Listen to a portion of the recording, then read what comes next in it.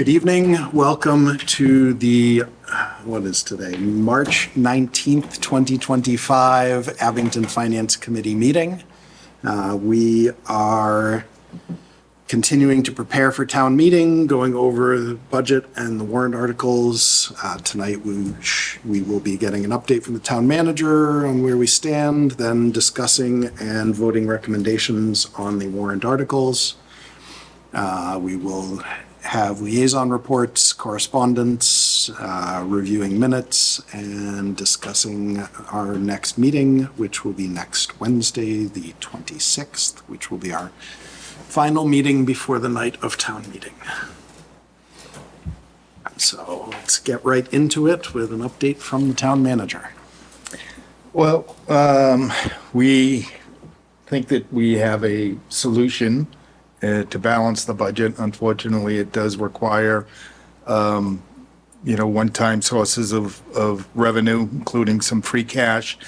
And within our capital plan, we do recommend using some stabilization funds for some of the capital projects, somewhere around 400,000+, probably, in that 420, 430 area. But we're going to flush that out between now and next time we meet. By using that amount of money, we're still holding approximately 3.7 million in stabilization. So we're still at that sort of comfortable sweet spot of 5%. So what is stabilization at right now? 3.7-ish. Yeah, so we're talking, I think it's I thought it was 3.8, but I think we were talking taking 400,000, leaving it just shy of. So we would still leave stabilization with over $3 million in it. Correct. We would use free cash which we typically use for one-time purposes. We would use for budgetary purposes, which is preferable to voting an override, but not a long-term solution. Correct. It's preferable this year because as it is, we worked hard to keep with level service all around, both on town side and school side. The only other option beyond that would have been losing personnel. And it was a decision that I think we try to make it through another year rather than do that. And that's what we're going to recommend. Hoping for one of a couple of things for next year, either reduction in costs that we don't control, general economic boom, or better return from state aid.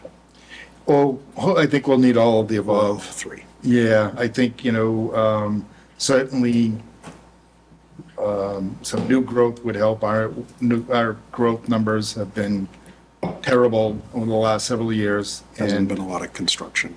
No, and so when you don't get new growth, you don't, also, if you do get new growth, that typically leads to some more excise tax and meals, excise tax and cars, permit fees, so that revenue all around, and we're just not seeing that. Barring that, I think that we have the subcommittee or that working group that has been meeting that will probably continue to meet after the summertime, because I think we're going to have to really dive deep into finding ways of long-term sustainability, which is going to mean some tough decisions for next year, whether there's going to be cuts in services or, depending on what comes up with, revenue aid and growth, where we're going to go from there.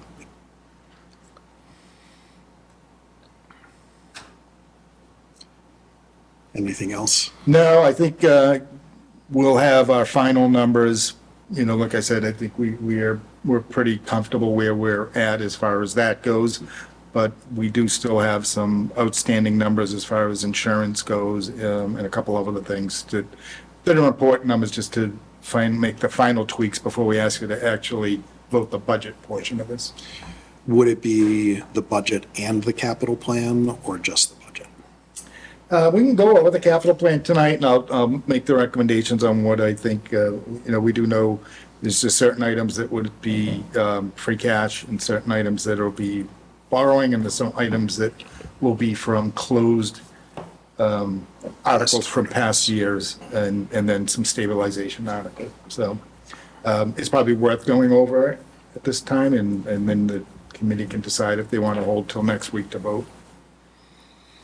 I did get a message just now from Barbara that she is on her way now, so we'll hold any bigger votes until Barbara Yeah, gets here. are there some There's- minor? I think there's routine votes that we routine can take? ones that I can right, let's do those. relatively confidently Yeah. predict what Barbara would do on Yes. those. So I think we can move our way into the start of the agenda, which is consent articles 1 through 5, or consent agenda for articles 1 through 5. For those listening at home, consent agenda are a bunch of articles that are similar in scope or type that we will have town meeting vote on together. Town meeting can choose, if they so wish, to make a motion to take any one of them separately. But based on our looking over them in previous years, there are definitely things that we typically group together and typically are very, very relatively easily approved. So the first one, to go through them, Article 1 is funding student transportation. We talked about this when the school department was here. Dr. Moschella talked about the transportation for students who go to out-of-district schools and the amount that we have to pay. This year's amount is $17,490. Article 2 is funding for Health Imperative, which is a service that services Abington residents. Trying to remember if Health Imperative is, so the 2 is Health Imperative and 3 is Arc of the South Shore. And I know that one of them deals with at-risk and abused women. And that, I believe, is the Yeah. health imperative, I and then believe the that's ARC Health is. Imperative, and Arc of the South Shore is, do you remember, Scott? People with needs and disabilities and things like that. And they So- have some really good Right. programs. So Article 2, Health Imperatives is $5,000. Article 3, Arc of the South Shore is $2,500. Article 4 is matching grant funding. So these are grants that the town is applying for where we supply matching funds to be able to get more money, essentially. That's $25,000. And then Article 5 is paying for overtime and detail for the St. Patrick's Day Parade. The St. Patrick's Day Parade was a few days ago and was a big hit. And was very, very well attended by a ton of Abington residents and people from elsewhere in the South Shore.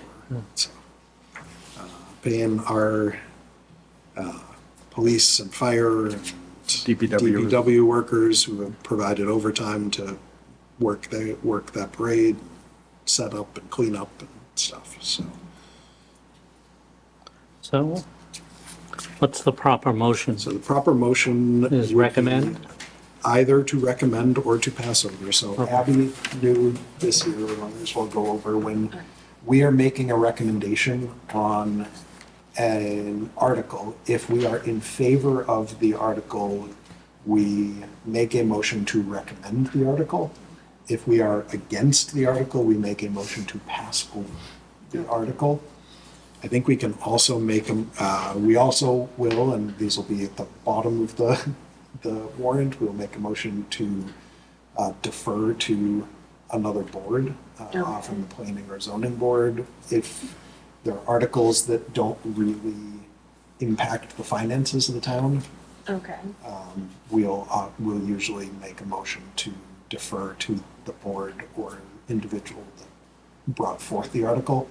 Like, so zoning laws, like if your fence can be 7 feet and we want to change that to 6.5 feet, Okay. doesn't really impact the finances of the town, so we would not really chime in on that. That makes sense. So defer, recommend, or pass over our typical motions. We'll have, and I should have done this in proper order where we took a motion, then we discussed the articles, Yeah. then voted on them, so. Well, I have a motion to recommend the consent agenda en masse. So Chris makes a motion to recommend the consent agenda articles 1 through 5. Is there a second? A second. Second from Sarah. Any discussion on articles 1 through 5? Without any, all those in favor of the motion to recommend articles 1 through 5? Aye. Aye. Opposed? It is unanimous. Sorry, can I borrow your pen? Thanks.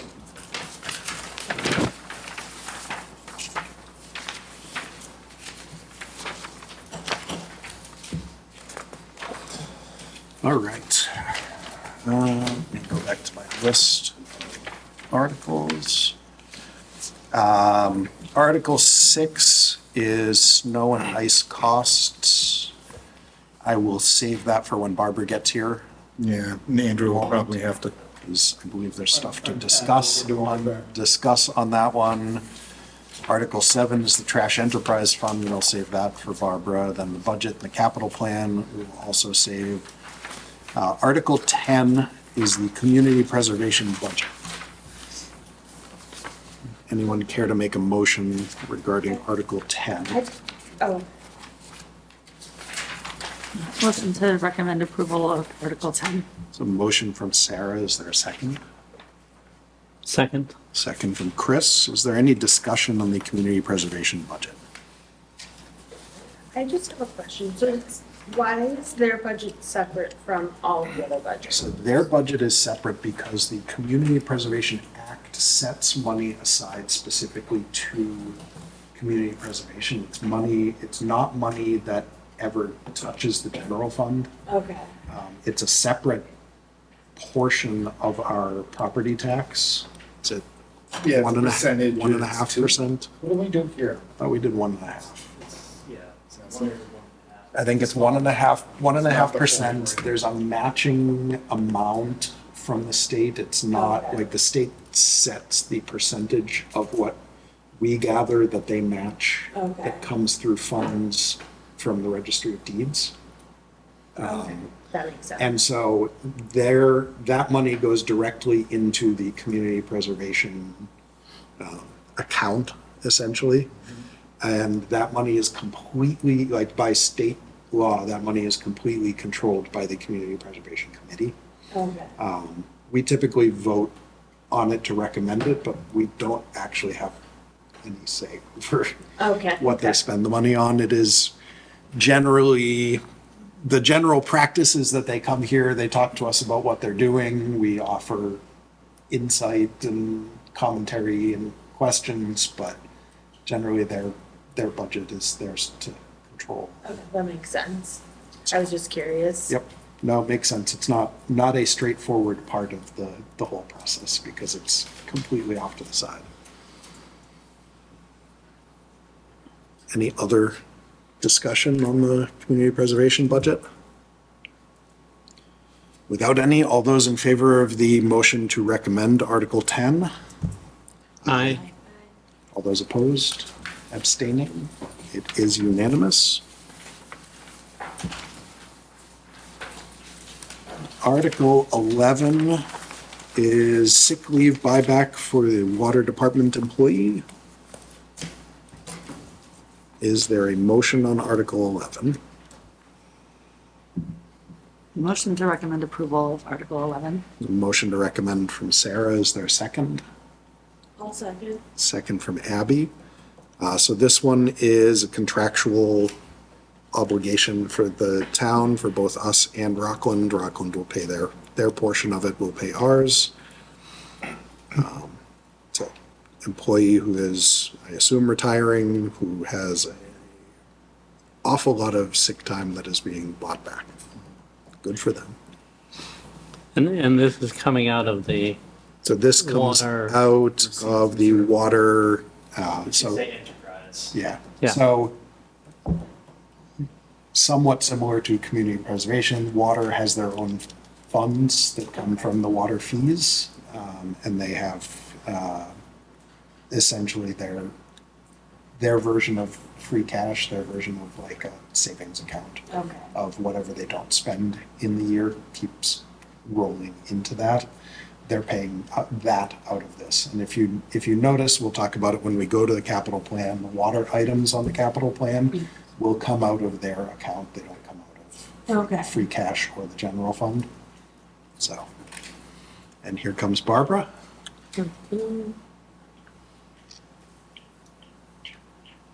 So, any further discussion on Article 11? I would just ask if it's really $50,000 even. That is an interesting. That's what she put to me, so that's what she asked, that's, Actually, wait, is, I'm assuming that's. That would just be a very weird thing. Very, very specific number, my guess. And Andrew, the accountant, can correct me if I'm wrong, I'm guessing it's probably a little bit under Right. that amount, and that whatever is not spent on it will roll back Sounds good. into Right. their is it fund. 50 each town or is it 50? Yes, it's 50 50. each Okay. town. That is a lot. Yes, it is.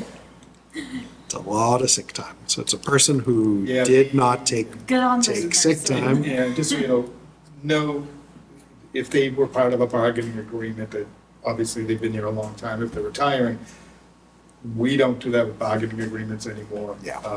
That's just something that, doesn't happen now. Yeah.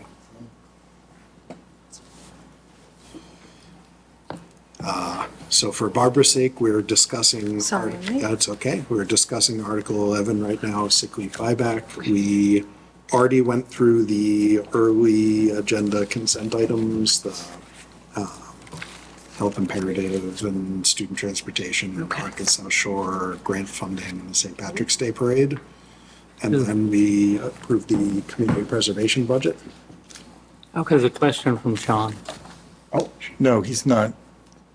Oh, it's a no. All Yeah, right, it's just a never mind. note, yeah. okay. So now we're discussing Article 11, sick leave buyback. Any questions on Article 11 from you? No. Nope. All right. Without any further questions, all those in favor of the motion to recommend Article 11, you say aye. Aye. Aye. Opposed? It is unanimous.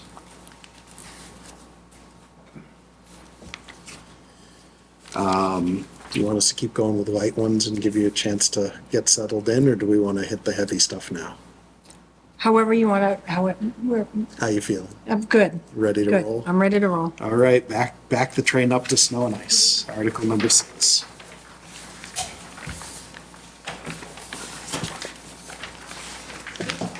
So saw in an email today, will this article be deleted? And I got confused. What's going on with Article 6?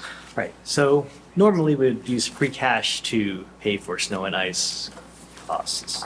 But this year we have to use basically all of our free cash to balance the operating budget. The state gives us the option of amortizing this over the next 3 years and paying it with the tax rate. And because we don't have any other money, this is probably the best way forward. We can try to see if there's any year-end transfers that we could do to, cut it down a little bit, but we probably should do the 3 years. So would it explain a little more? You said pay for it with the tax rate. Right, so when we take, Actually, sorry, hold on. Are we keeping Article 6 in the budget? So should we put a motion forward, then have the discussion? Well, that's the question that I had at the motions meeting was, if we're doing that, do we still have to have a motion in here to discuss the first year payment? Or do we amortize it and then it just comes out of the warrant altogether By law, we can just do it without voting without it on being in the warrant? Right. But it will reduce free cash in future years. That's basically how we're paying for it. So we're borrowing free cash from the next 3 fiscal years. And it doesn't need, Pushing the bill out Right. and spreading it out. Do you know how much the bill is? Like, It's about 700K. okay. And the 3 years, does that include this Not this year, year? So it'd be next starting in yep. FY 27, 28, and 29. 26, 27, and 28. 26, 27, 28. Yeah. And why would we not just pay for it all in 1 year? Because couldn't we take this out of stabilization as well? We could, but then that's a big hit to stabilization. It's going to continue to hit. That's true. And unless somebody does something to raise more funds, i.e. Right. What? Those are all things that take a while. So What's advantageous about doing it with the amortization is the money in the stabilization fund will continue to earn interest as opposed to taking it out now. The state's not going to charge us interest on this deficit. Okay. that was That was going to be my my question. Is this essentially a 0% interest loan to be able to? What's the interest rate in there? I don't know off the top of my head, but it's pretty decent. Interest rates are high at the moment. Well, and at some point in time, if we had a problem, say, next year or the year down after, we could then take stabilization to pay for it. Right. So if we find ourselves short on free cash sometime in the future years, or we have a particularly bad year and we think we just better pay this bill, and the stabilization is still there, at that time, we could do it. If we unexpectedly had a lot of money in free cash next year or the year after, would we be able to just pay it all off? Yes. Okay. So we're not tied into the 3-year Correct. payments. we can make this decision now and a different decision next year. But it doesn't sound like there's a negative. And the only negative is that we're pushing it out. We're pushing a necessary payment out into the future, not knowing what future years are. Right. So we've just added approximately 250,000 to next year's budget. Right. Yeah, so, I mean, and we have something, an article that we'll be discussing shortly that also anticipates using free cash not only this year, but next year and the following year also. So it's we're already locking up free cash Yeah. for, Yes. and that's not, Counting chickens before they hatch, right, kind it's of. not a guarantee that we'll have free cash, but Not- we do have good Not stabilization. necessarily free cash, funds from some source. Right. So if, say we do this So this year. Sorry. Sorry. Just to interrupt, just for example, I forget, I think the line item for snow and ice removal is 100,000. If we said we wanted to, like, if we expected to be able to cover it within the operating budget, we said, put that line item to 350,000. We would be paying for it under the auspices that we balance the budget without using free cash or stabilization next year, mind you. We could put that as an increase to the snow and ice line item and just pay for it out of operating revenue. I would argue for that, but that's next And year's that's, budget. that's something that we've gone back and forth as a committee on over the years of what should the snow and ice budget line item actually be? So, Once the pension goes away, we can start talking about that. yeah. That would be ideal. Sorry, Abby, you had something. So say next year, again, we have to do this. Are we allowed to like next year's snow and ice? Are we allowed to do this again and have multiple annualized bills out? Or is it like you have to pay off your first one before you can take another? Let me check on that. Okay. We have previously done this. We did this with the Snowmageddon year. Yes, 2015. Winter of 2015. Everybody did that. Yeah. Yes. And they had to. So just to be clear, so that we're working on fiscal year 26 budget. Yes. The impact of this snow and ice thing on the fiscal year 26 budget is 0, or the first payment comes due in 26.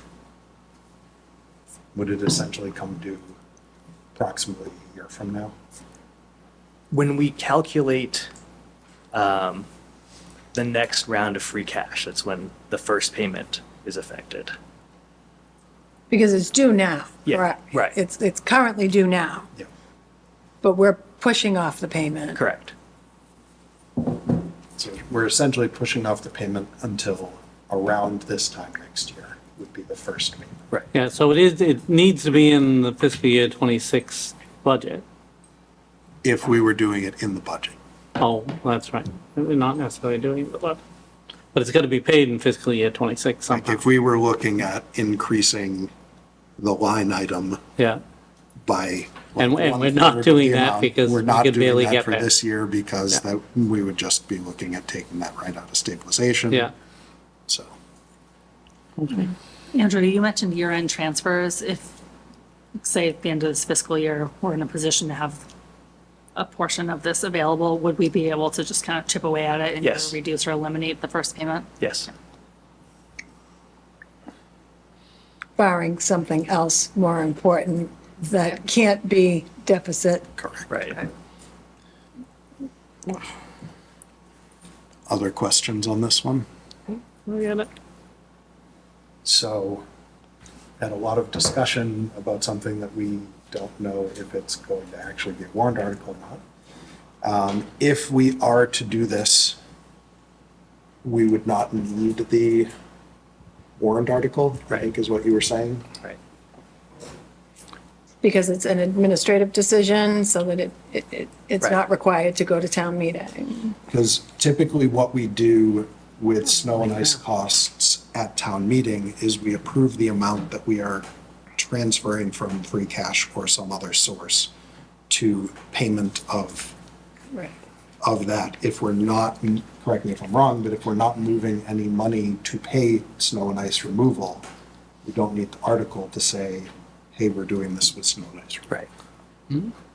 So But- I think for my perspective, I think we should get what the committee's thoughts are on doing this as the pushing it out over 3 years. If we agree with that, then we agree with removing the article from the warrant. If we don't agree with that, then we would want to have some sort of article in the warrant and some sort of funding source to take care of at least a portion of snow and ice. Which would, at this point, probably be stabilization. Oh, So, thoughts? I'll start with Sarah, I'll just go around. I think if stabilization is earning interest and amortizing the payment doesn't include an interest payment, then, yeah, it makes sense yeah. to amortize. Chris? I agree. It seems like we have to do it this way. I don't like the idea of not telling the town meeting that we're doing it, though. But I don't know, you don't need a warrant article, but is there some way to tell them that we've done this? Or For is that transparency. causing There is problems? going to I don't be, know. sort of a preamble to town meeting that, as I typically do, and say, Yeah. look, this was a difficult year. We come to you with a balanced budget. However, Yeah, these are the things we had to do this year that we Okay. typically wouldn't like to do. yeah, And I can certainly add that one into it. that would satisfy I me. agree with Chris, I think Yeah. that we should raise it at town meeting. Sure. Well, that would definitely be something I would want to do anyways. Yeah, Barbara? I absolutely agree. It's in the best interest of transparency to, I agree with doing it this way. And, yeah, I think that's a good idea to have that. Greg? Speak your mind. Yeah. It's a free loan. At some point, we just have to like know that We know that we have to, no, not even that. It's not about having to pay for it. We have to raise, like, we need new businesses, we need new housing, it has to happen, or forget about this one particular thing, because there's so many things that are gonna come back to bite us. So. Yeah, I agree that this, I think, is the best option, for right now, and, I mean, we don't even know what the snow is gonna look like next year. It's been a relatively quiet few years, so I think it makes the most sense just to kind of do this option for right now and revisit next year, when next year comes. And hope for better times and less snow. So I'll say, and this is something that I think will be a theme for me for the night, that I don't particularly like it, but I do think that it is the right thing to do for this year. And I hope people understand too, that we aren't kicking the can down the road. We don't have a lot of options right now. We're not like kind of putting blinders on and saying like, oh, we'll deal with that later, we'll deal with that later. The other option is to take it out of stabilization, which could be earning us some money. So we are trying to plan appropriately and let money that is sitting earn some interest to help towards the pay down of the bill. Just wanted to make that point. Agreed. How much total would this interest be earning? Like, big number, 3 million? Well, so take it as the amount that we would be taking out if we had to pay. So 700,000. 28,000. Right.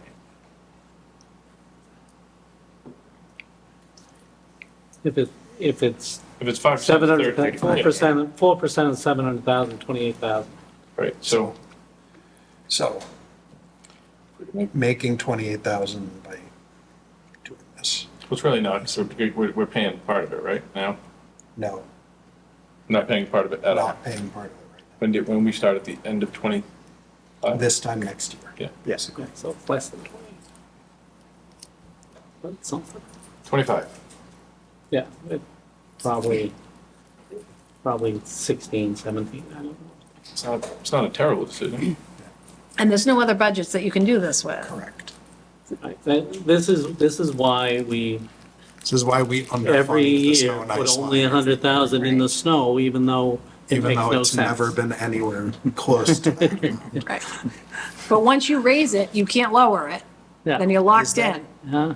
I know I've heard that, but I've never actually had that sourced. Is that accurate? That is accurate. I can get you the citation. So, Yeah. for example, if to pay for this over the next 3 budgets, we raised the snow and ice line item to 350, we could never drop the snow and ice line item below 350. You could, but then you couldn't do the amortization. So, You mean It's better. again? right. Your appropriation has to be at least as big as it was the previous year. Otherwise, you can't do this deficit Yeah, spending. So I think if we get in to- the year that we lowered the line item, we would not be able to do the Right. amortization. So like years down the road, we could? I believe so. Okay. I just think if we get into a thing where we're amortizing this every year, Yeah, no, I it's hope probably not gonna be. that's not a good, that is not a situation we want to be in. Right. All right. So I think with that, Article 6 will be taken out of the warrant from the sounds of it.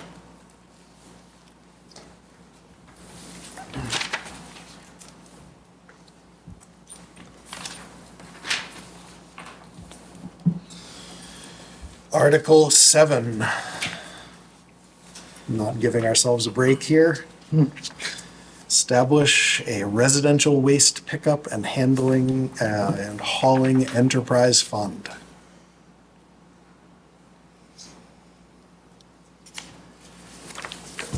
Anyone care to make a motion? Motion to approve for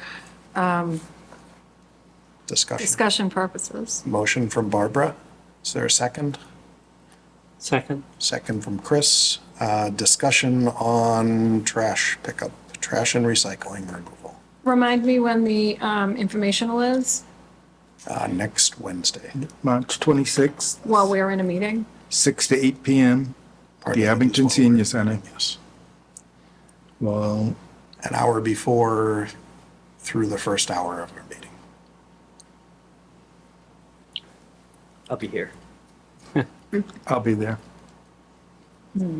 Divide and conquer.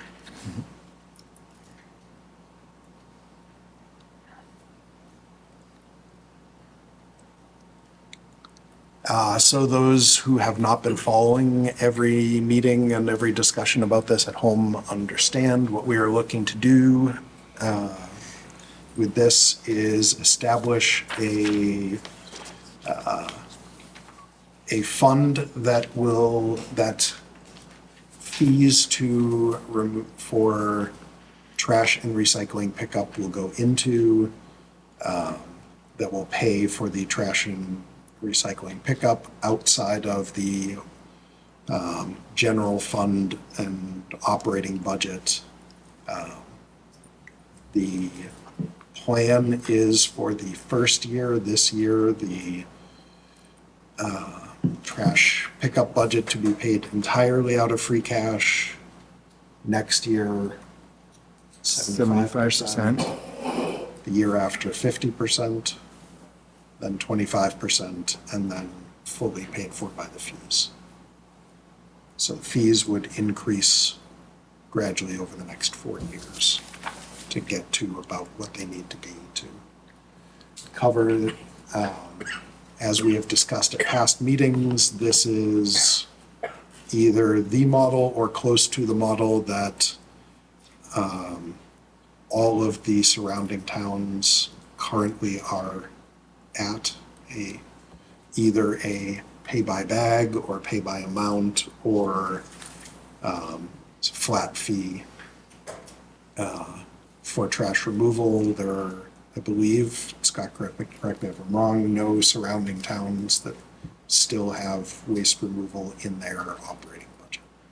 No, that's correct. Most towns have taken it out of there for the same reason that, most of them have done it years ago. We're sort of, one of the last ones to do it. And for the same reasons, it's just the percentage increase in the cost of waste hauling is just uncontrollable, and it eats away at other parts of the budget.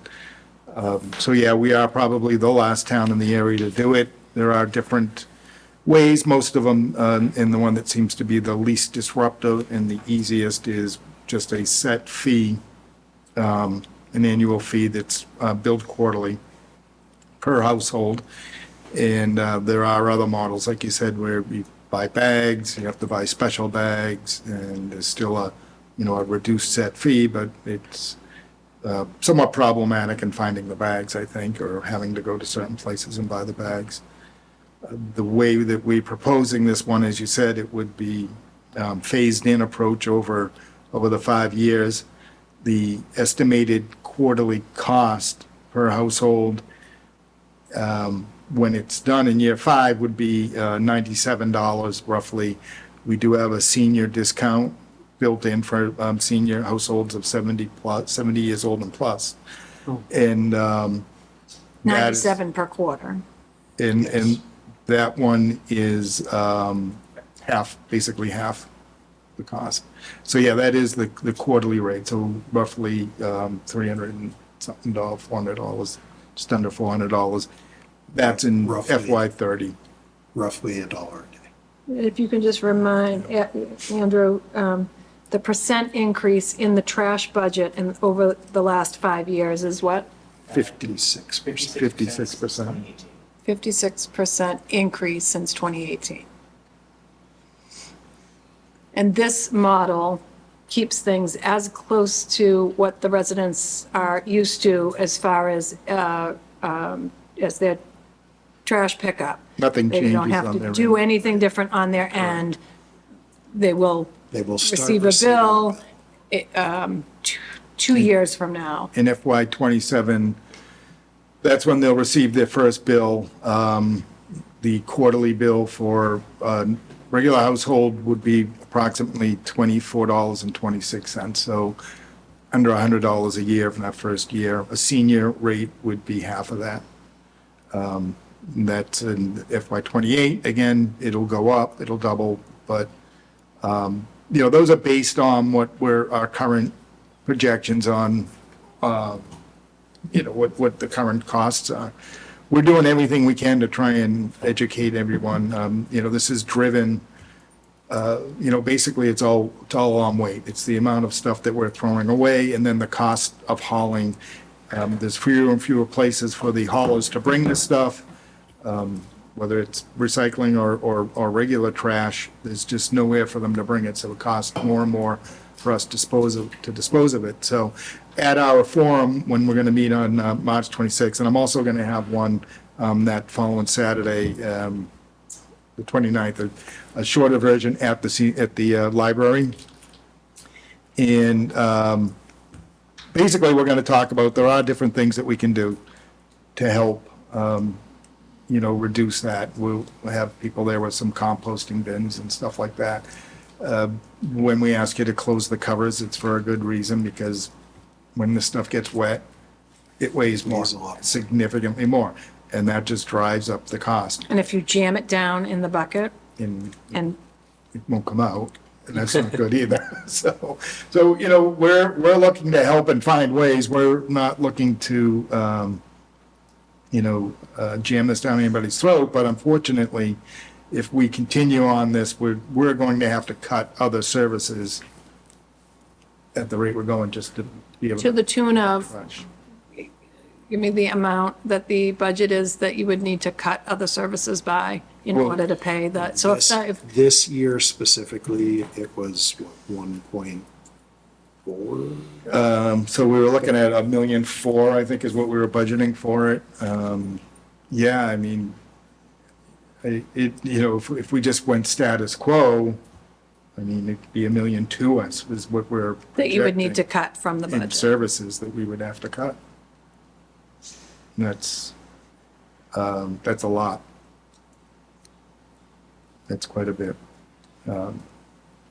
Again, as we started off this process, and as you saw, department heads, they brought to you, very few of them had asks for more. There was no department that came to us with any kind of ridiculous wish list items. They were all need-based, and a lot of them are very difficult to swallow, not filling. Yeah. And we would have to make further reductions on that. And they all came back and said, we understand that we're not going to get what we need. Yeah. But then, again, this is something that if we have to start cutting from those areas, people will actually feel it.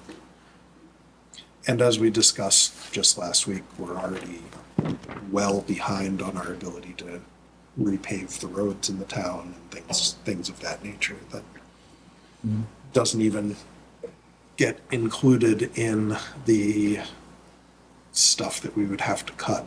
It's already bare bones there. So We're running lean in every department. How many, what would we have currently for police officers? police is probably the most. Yeah, I think that, DPW. they're starting to get back, but I think that they were, I think he said he needed about a half a dozen altogether. Currently, what, right now? How many- Currently, there's- he's probably running 5 light. I think he said has 11 And we officers, did but he just- had 4 that came we out of just the had- academy. So we have 3 out of the 11 academy. police officers. The highway department's working off They're of 4 lean, easy. They've been coming every year. 16. The DPW is working with 16 total workers. Is that right? If that, I'm not sure it's quite that much. I was thinking like We staff, saw, All the in. yeah. entire staff. I think it's Yeah. like 16, yeah, right? John had the numbers last week, and it was. That's what I It thought was I very low, remembered. and especially looking at comparing to other municipalities, it was Schools have made concessions, as many concessions as they can make without, Made concessions, they've Cutting taken staff. things out of the budget to be purchased in the capital plan instead, and at smaller rates. We're looking at, as we'll discuss in the capital plan, we're looking at ways to save money by doing things like leasing police cars instead of purchasing, trying to find any areas that we can to really save the taxpayers of the town money and not have to give up the essential services that we provide. in fire, we've just kind of gotten to where they're at a comfortable spot. It would be problematic if we reduced them. They're running multiple calls consistently now, and the ambulance revenue this year was, what, $1.6 million? So if you take that off the road, And you don't have an abundance of workers here at Town Hall that are being paid high No. salaries or extra assistance that anyone has that is think it is- not a, I think it is fair to say that our town hall will not be a target for a department like Doge. well, we look everywhere. I mean, the selectmen have made a very We could cut the hotline effort to We get rid could of cut the properties. selectmen's salary. Yeah, the selectman's salary's gone. But they have looked, I mean, we've recently auctioned off the properties, as many properties as we can. And one of the good results of, going through what's going on at the DPW lot for the new project is we've surplused a lot of things that we didn't need and sold those. I think we picked up about $70,000 in an auction on that. Maybe $300,000 in a couple of pieces of property that we've sold. We have another piece or two that we're looking to sell. While that isn't going to fix anything right away, when we're looking for free cash next year, that will come in handy, though. And again, it's just we don't want to be holding on to these things unnecessarily either. Can we sell advertising on our trucks? the buses. Yeah. I've suggested Why not? many times in the past, we sell naming rights. Naming right, yeah. The John Hancock Town Hall. I'm good with that, as long as it's something historic like that. Right. The Abington Bank, The Abington Bank. DPW, Yeah. Fire Department building. I'm not really kidding. No, Chris, it's definitely been brought up, but At no point when I have suggested that has it been in jest. So, my only issue with this, I think I said it to you last week, is come out of the budget, people pay for it, but the budget doesn't come down at all. Maybe an explanation of what we're really going to use it for, Basically what I or, said, not cutting services. If we were not to do that, and if we were to just give the $1.2 million back and reduce the budget by $1.2 million, we're going to reduce manpower. why? We don't have Where any else other are way we to gonna pay get for the it. money? What do you mean? so Where else- how would- as we've gone over the last several months, looking line by, like with each department coming in, going line by line over the one place that we see increases, the places that we see the largest increases from last fiscal year to this year's budget are contractual staffing increases. So small, but still like 2% raises for staffing. Health Health insurance. insurance is enormous. I believe it was 13%, 12 or I think it's 13% about 12% increase. area, yeah. Increase over last year on a line item that's in the multiple millions. And that was after a healthy increase last year, too. which makes it that much Liability. higher. Those are the areas that the increases are coming from. The increases aren't coming from we're buying more things. Or we're spending, like the police aren't spending more on radios. They're not spending more on computers. They're spending more on the staff that we have working on the town. So the increases that we have are not resolved by consistently cutting the things. It's That's all like semantics though, right? Like it's whatever it is on a line item, whether it's a. Well, where would you cut $1.2 million from? So But I don't actually think we need to cut $1.2 million from something. Like, No, so it's in our budget to this year right now. Yeah. It's getting paid. It's going to be paid. It's going to be paid Yes, currently. currently, Right. yeah. So the next year, Like the we all one of a that sudden we're have a in. $1.2 million surplus because we don't have to pay it anymore. No, we don't have a Yes. $1.2 million So the surplus. budget that we'll be voting on. Yep. The budget that starts in effect on July 1st. Yes. Of this year, goes through into next year. Yes. It is not in the operating budget. Sure. It is outside of the operating budget being paid for by free cash. Right. Which is not I got it. the, like when you look at revenues and expenses, it's Yes. separate from revenues and Complete- expenses. I don't mean in the budget. I just mean it's going to get paid. No, yeah, but the deficit would have been, we would have ended up with a deficit of $1.2 million in excess next year. That would have been the problem. So, That we would have had to, and again, at that point, the only place to have taken it would have been. Why would didn't be it happen in service. any other year is like my basic question. Is that like this has been in here the entire time?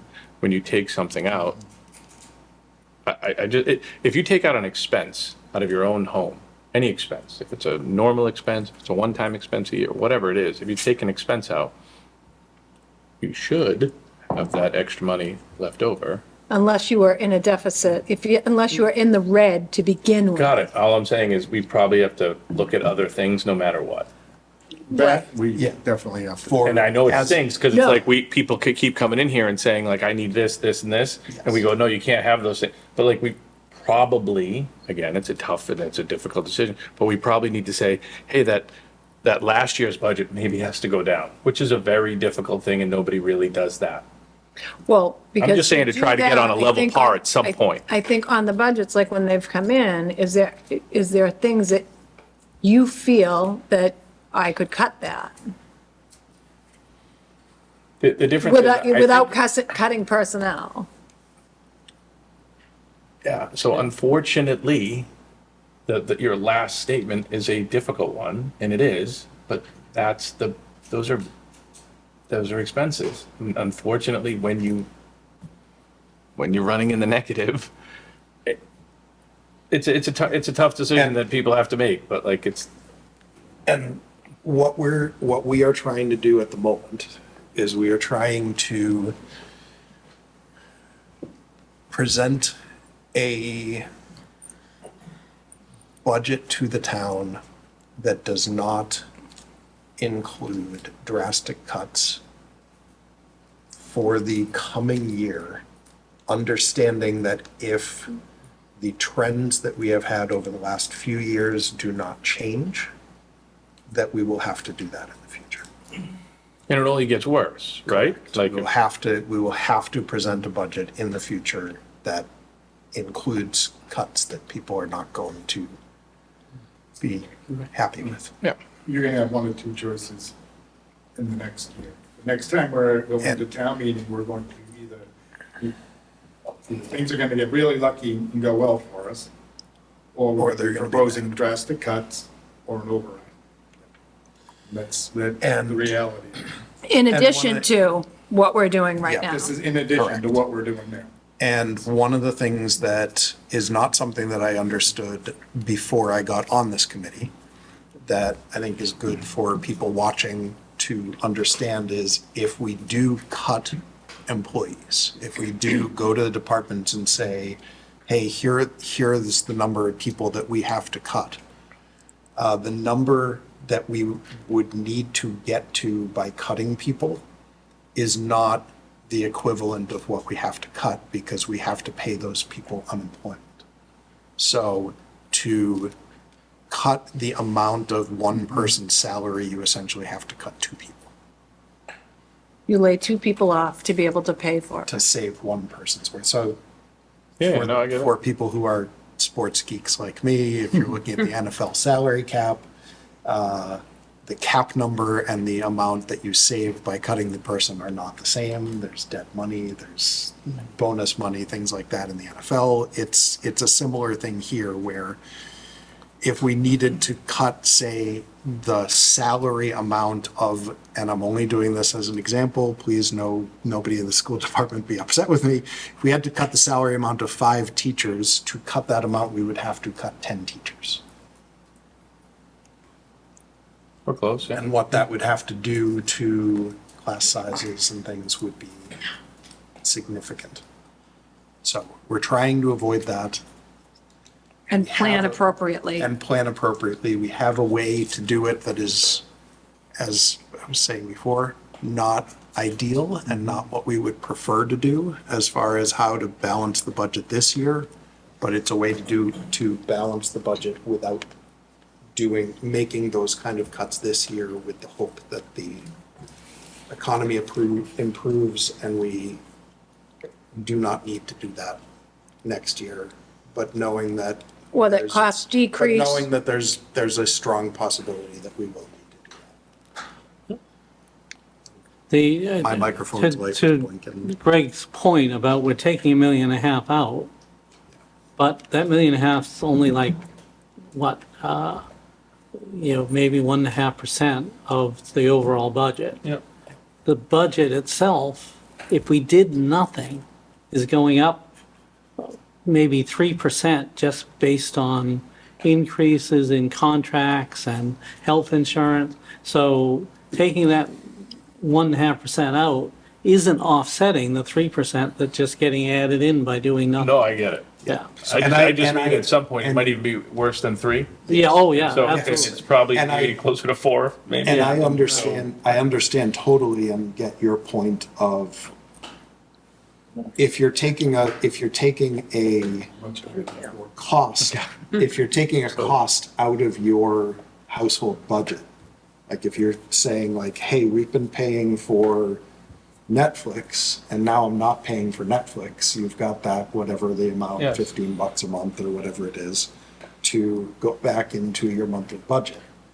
But Netflix also, I was gonna say, but if groceries went up by $150 a week, the $15 a month doesn't help you all that much. It doesn't hurt, but it's not like you've got that extra $15 to. And if you look at those percent increases, it's a bit more than, It's a bit more than our increase in state aid. It's been a problem for several And years. unfortunately, we are a town, one of the many, many towns in the state that is very reliant on our state aid. Correct. we're not poor enough to get additional assistance and we're not rich enough to do it on our own. We're two in the middle. We have a lot of neighboring towns that are, shall we say, have a higher tax base than we do based on their property values on the ocean and such. And most of those towns are going for overrides this year because they're in an even worse position than we're Yeah, I mean, the list of overrides is staggering in. this It year. really is. That would be good to know. It's Well, up to you yeah, guys so- whether Yeah. you communicate that or not, but I see the thing come through something on Facebook Yeah. or somewhere, that I keep getting these messages that such and such a town is voted Yeah, on. and I know I've mentioned in past meetings, South Shore News has been posting article after article after article of surrounding towns that are putting in for overrides for this year. I have friends in surrounding towns that I've talked to about the overrides that their towns are doing, so. Yeah, I can tell you right now, Duxbury, 5.8 million, Hanson, 3 million, Norwell, 4.1 million, Hanover, 3.5 million, Whitman, 2.5 million, Milton, 9.5 million. So while our current plan of taking trash out of the budget, which actually doesn't impact this year's budget significantly because we're using free cash towards it, but additionally, using free cash for the operating budget and using and small amount from our stabilization fund towards the operating budget is actually a better situation, a better scenario than all of the towns you mentioned and most of the towns surrounding us. Yep, it's, you know, It's not ideal. What's the budget over here in We Duxbury? have anyone in an ideal place. they're probably in the $100 million area right now. No, if I had to guess. And we're close with everything? Like, our budget, wait, what am I saying? Our budget's like 60. 70. About 70. And 70. Right there. There you go. On the screen? Yes. Yeah. Nice. I've looked at your spreadsheet. I appreciate it. Yeah. Yeah, I think the average household in Duxbury was looking at $1,000 or something like that increase. It's not, they actually passed. Talking with a friend of mine in Norwell who said that his yearly property tax bill just surpassed his initial starting salary when he got his first job out of college, working at a financial company.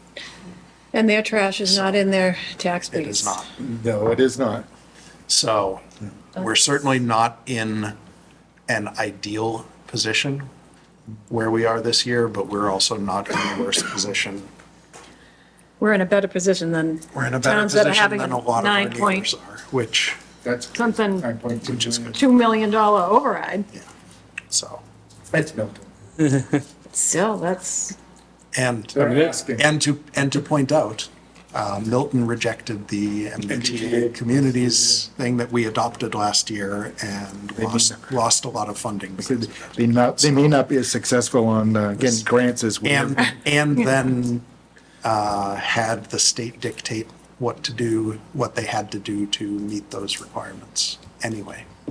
So, thank you to the town for voting for the MBTA community warrant article last year. And I think we're straying a little bit off our Article 7 waste hauling. Do we have other comments specific to the waste hauling? I just wonder if we could bill monthly instead of quarterly. I prefer a monthly bill. I don't know how other people feel. No.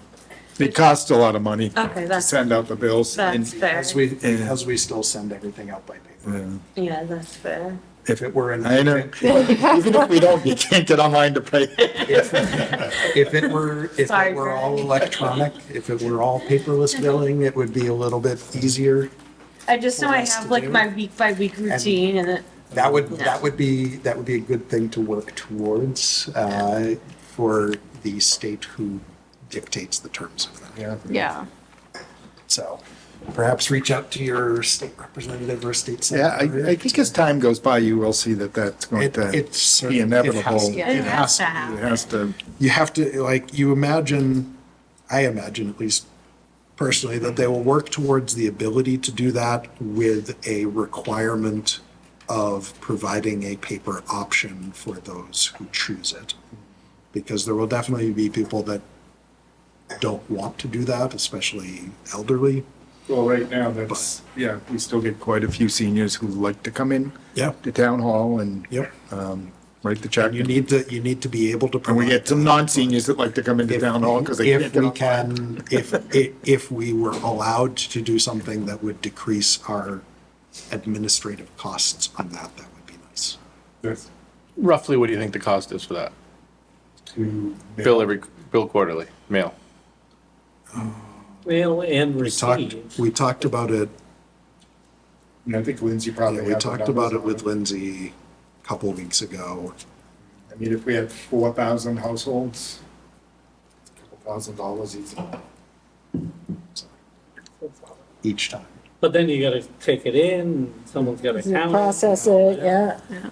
It's My only more rec- than we think, but My only recommendation would be to, if, again, legality aside, if you want a paper bill, it's this price. If you want a non-paper bill, if you pay online, it's this price. If it's an extra whatever to have a paper bill. If people choose to do it, they choose to do it. It's like, I'm just trying to figure out, even incremental ways to be like, whatever, it's done as expected, like it's just, obviously it's never gonna end, but like when the phone company started charging people for touch tone. Yes. Did they? Yeah. Yeah, That was extra. instead of a dial, I yeah. remember the dial. I didn't know you had to pay That extra was for the that was buttons. like $1 a month charge. No wonder we didn't have it in my house. So anyway, we're again straying. So trash removal. Anything else? That was a good question. Chris, anything? No? Sarah, everyone ready to put their hand in the air one way or the other on this one? Yeah. Greg? All right, so we have a motion and a second to recommend Article 7. All those in favor, please say aye. Aye. All those opposed? Abstaining, it is unanimous. And I thank you all for the effort and time and research and dedication that each one of you have put into this. I know it's been a lot, but I know that the people that watch these meetings definitely appreciate all of the discussion and us hashing things out. So I've gotten feedback on that from people around town, so. Article 8 is the budget. Scott, we talked at the start that there's still some numbers to, Yeah, I think we have to sort of flesh out what the free Flesh out cash exactly. exact number is, what the stave number is, and we're waiting for like some final figures on health insurance and stuff like that, so. I believe health insurance numbers come out on the 25th. okay, so before our next meeting. Right. By 24 hours, if that. If they come out on the 25th, then we're meeting after the close of business on the 26th. More than 24 Oh, hours. right. We've got plenty of time Oh, Right. to digest all right. that. We expect you to have it completely understood by 1 week from right now. Does anyone want to, is there anything anyone wants to discuss on the operating budget right now? Knowing that we will vote on it next week? Or does anyone want to make a motion to vote on it one way or the other this week, knowing that we can reopen it and discuss with finalized numbers next week? But I don't think the numbers are gonna change super drastically between this week and next week. I'd rather just leave it till next week. We're going to discuss it anyways. Why do it twice? I mean, we've been over it. Yes. It's not just doing it twice. We've, really been over it. I know the percentage was down, but roughly how, dollar-wise, how much less are we getting from Mass State this year? So I think It wasn't less, it the was- amount is slightly up. It's 1 point something percent more Sorry. than what we got last. That's what I meant, not the 3. So if you looked, Andrew, if you want to go back to the budget increase. All right, hold on. Aye.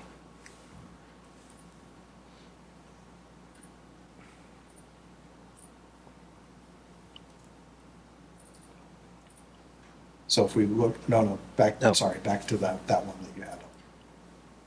That one will tell With what the- I was, so if you go, if you look right through Andrew's head at the number I can't see there, the bottom line, we're at a 7% change Yep. this year to last.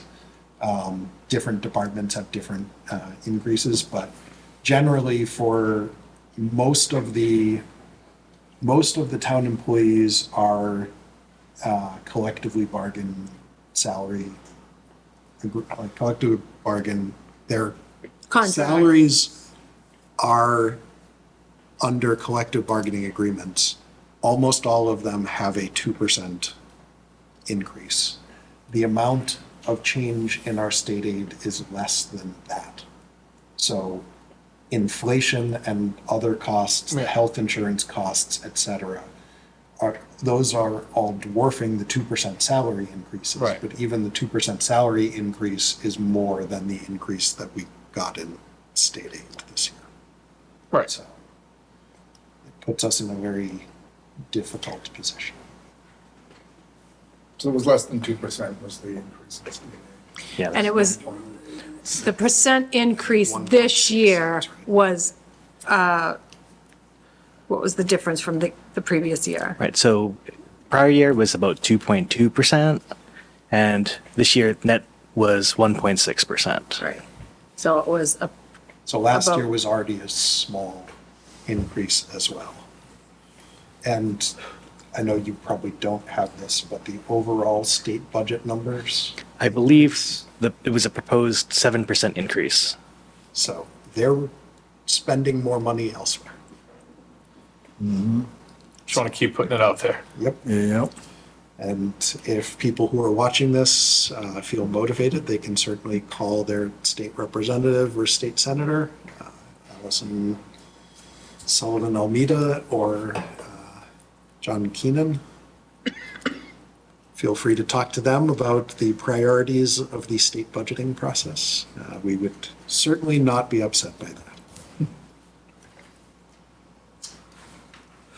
Anything else for people to discuss on the budget for this meeting? All right, moving on to the capital plan. Scott, the capital plan that is printed in front of me Yes, it's not exactly is definitely not the right funding sources. correct. They're close, but not quite. So, I mean, if you want me to just go over it quick. Yep. Police department, cruiser replacement, that is the lease purchase for 4 cruises for the first part of the lease program. Update Wi-Fi at police station, the police gym equipment, and the Wi-Fi at the police station, I don't know if the chief had mentioned it, it's just you can't get Wi-Fi Yes. inside, which is problematic, obviously. because that's where you need it. Yeah. The gym equipment was a part of a contractual obligation that we made when we settled with the bargaining unit. And the taser replacement is an ongoing program, and they definitely need new tasers. Those line items would all come, I'm assuming, we're gonna work this out, but those will all be free cash. Those will not be from the stabilization fund.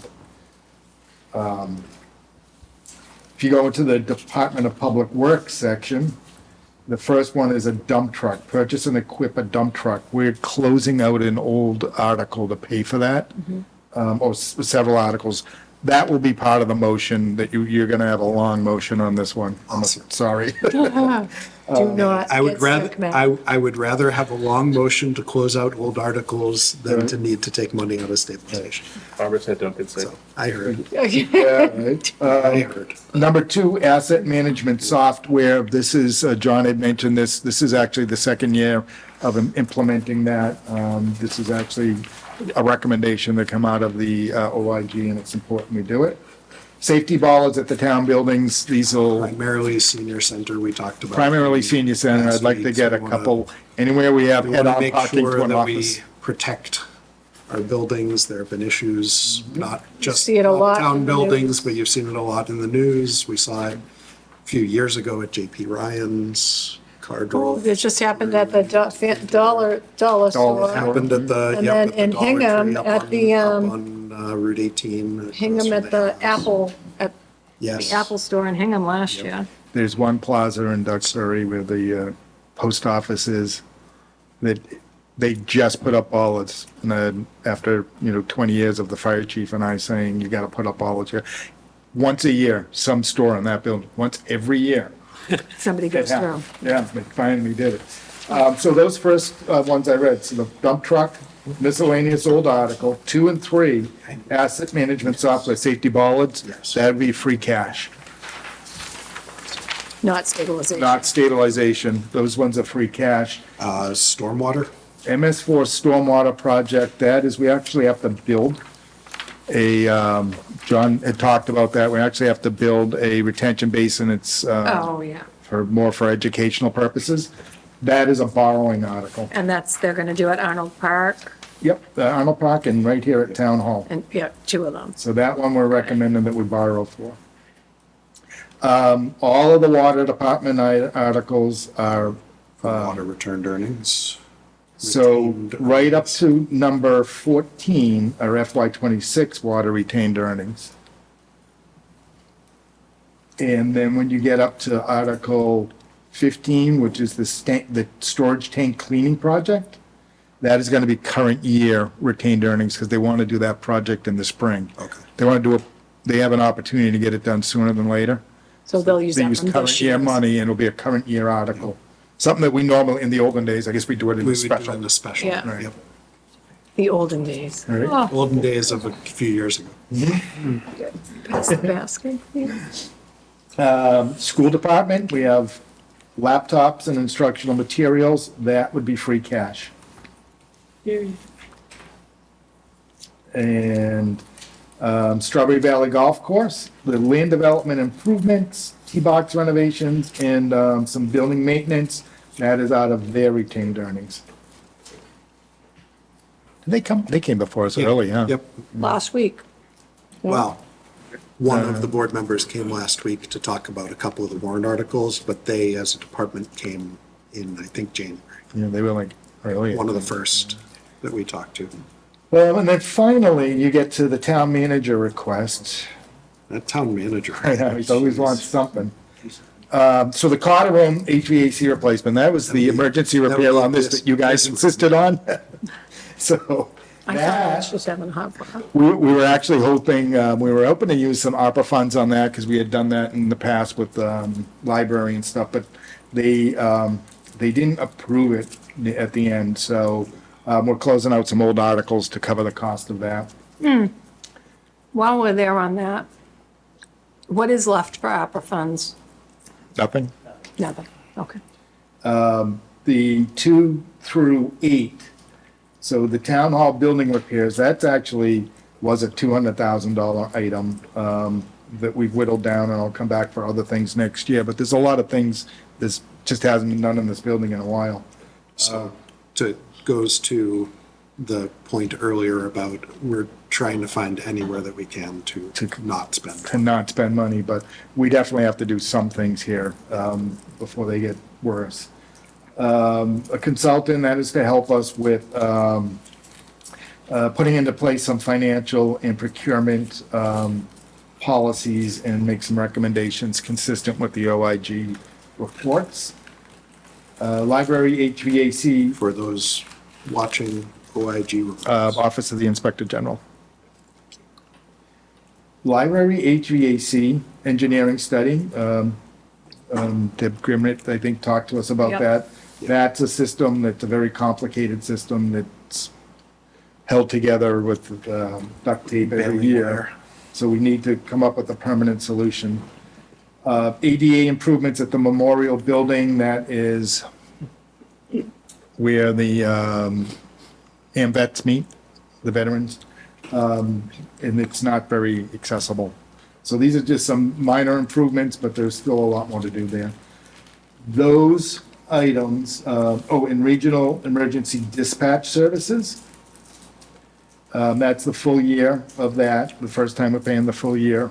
I think, is it the full year? Or do we have one more year in the contract? I think it might be the whole year. Okay. I think based on what it looks like the cost is, that looks like the full year. So for those who don't understand what we mean by full year, for several years, we had fire was first. Fire was in there. Fire had gone to paying the Holbrook Dispatch Station to do dispatch instead of doing it locally, and it was a great savings to the town. They did it extremely well. It required less manpower for us, which meant we could put the manpower to better use of actually attending to fires and fire department needs, and provided cost savings. It worked out so well that the police department decided to join in as well. In doing so, the agreement that we reached with Holbrook for dispatch, the first several years of the police joining in, we did not have to pay. So we have essentially been getting dispatch services for free for several years. Well, we had a phased-in approach. We paid. For one department, and then it started. Oh, yeah. Then Yeah. it started phasing it. So fire kept paying, but I think fire's rate was even a little bit discounted at first. Yeah. and then phased in over the next few years, and now we are up to the point where we are paying the full amount for both departments. Yeah. And along with that, along with the fact that, you know, the services have been great, and it's certainly a great way to outsource something, but a lot of grant money comes with it. For instance, the generator for town hall was fully paid for. They're putting about $1 million into the new fire station project. They've upgraded radios, they've upgraded. And they did a lot when we first came on with them Yeah. to Upgrade. make it so that we would be able to use their system. Yeah, I think they've got an antenna up. And part of, Yeah.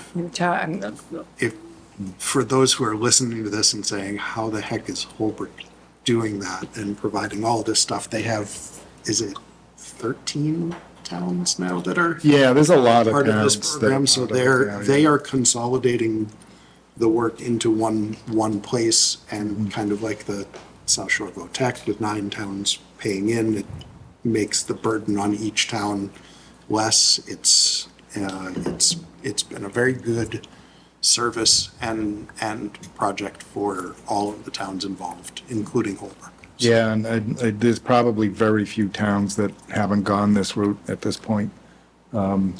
It's the state model, and it makes sense. So the question I had on this, what is the source on that? Well, I'm not done yet. So that was emergency So, dispatch. The next, Sorry, this is specific to dispatch. What is the funding source on that one? stabilization. Okay. So I was gonna say. So out of all of those articles and the town manager requests, that one is stabilization. They're all stabilization except the landfill One and- closure engineering. 1 and 7, Correct. so the $3,000 charging station maintenance is part of stabilization. Correct. Okay. Yep. So and we'll reorganize that so it's lined up a little bit better. Yeah. But yeah, that was the intention there. Landfill will be free cash. The landfill will be borrowed. Borrow. Right. Can you, the landfill closure engineering expenses is buying us what?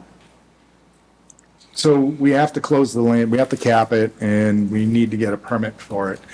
We've gone through the first phase of this with DEP, and they've approved us for conditional approval for the permit to close it and cap it. Now what we have to do is get out there and come up with a plan for it, and we also have to start monitoring what's going on there a little better, including monitoring for PFAS. But basically, this will go and work with DEP, and our engineer will come up with the actual final closure plan.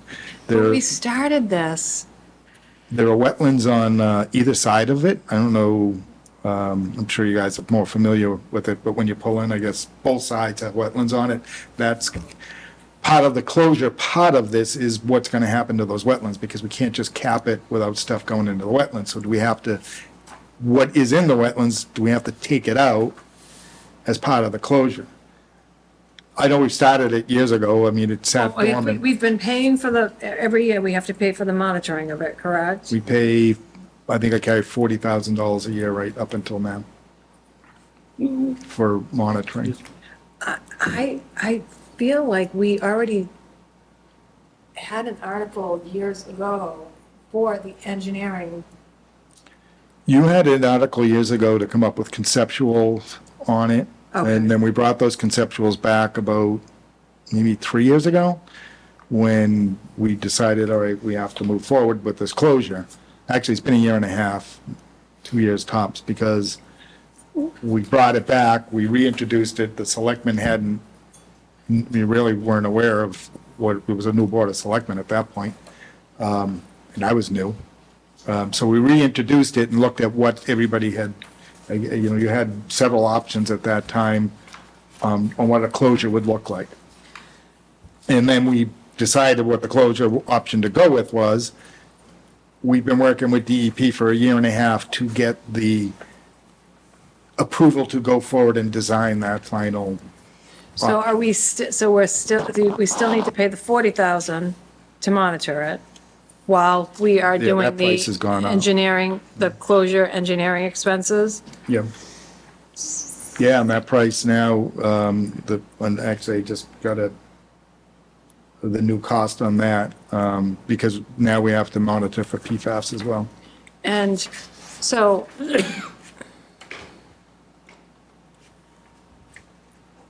So the after we engineer, close it, are we then still paying $40,000 a year to monitor it? There'll probably still be monitoring, but it probably won't be as bad. But the closure part is once we get to the final permit, then we have options out there as far as how we close it.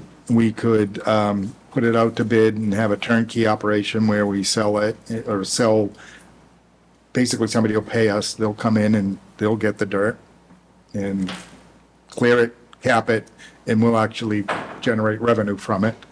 There may be a hybrid of that where we monitor it and pay someone to monitor it. And we just let people come and bring dirt and they pay us to bring it and that'll help pay for it. So there'll be, at the end of this, when we're finally permitted, there's some sort of mechanism to cover the costs. When it's finally done, it'll take a while, could take a couple of years probably. At that point, yeah, there'll probably just be basic monitoring and it'll probably be for the gases and still for PFAS or whatever. I don't anticipate that you'd ever get away from having to monitor a landfill. It's just like the gift that keeps on giving. I feel like it's been Yeah, yeah, but quite an expense. I absolutely. I think this is another one,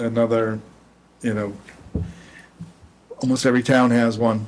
and Right, deal but so with the it. 250,000 this year, and then, This is to get us to the permit. That is just really for permitting the. right, The and process. then what, like, then, Then we put it out to bid.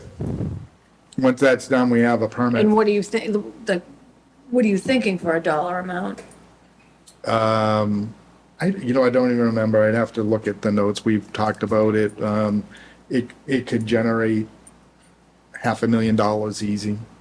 It also depends on, It could generate, You bring let- money into the town Yeah. because, we're getting paid to take in the soils that are gonna be capping it. That's how you cap it. You bring in dirt.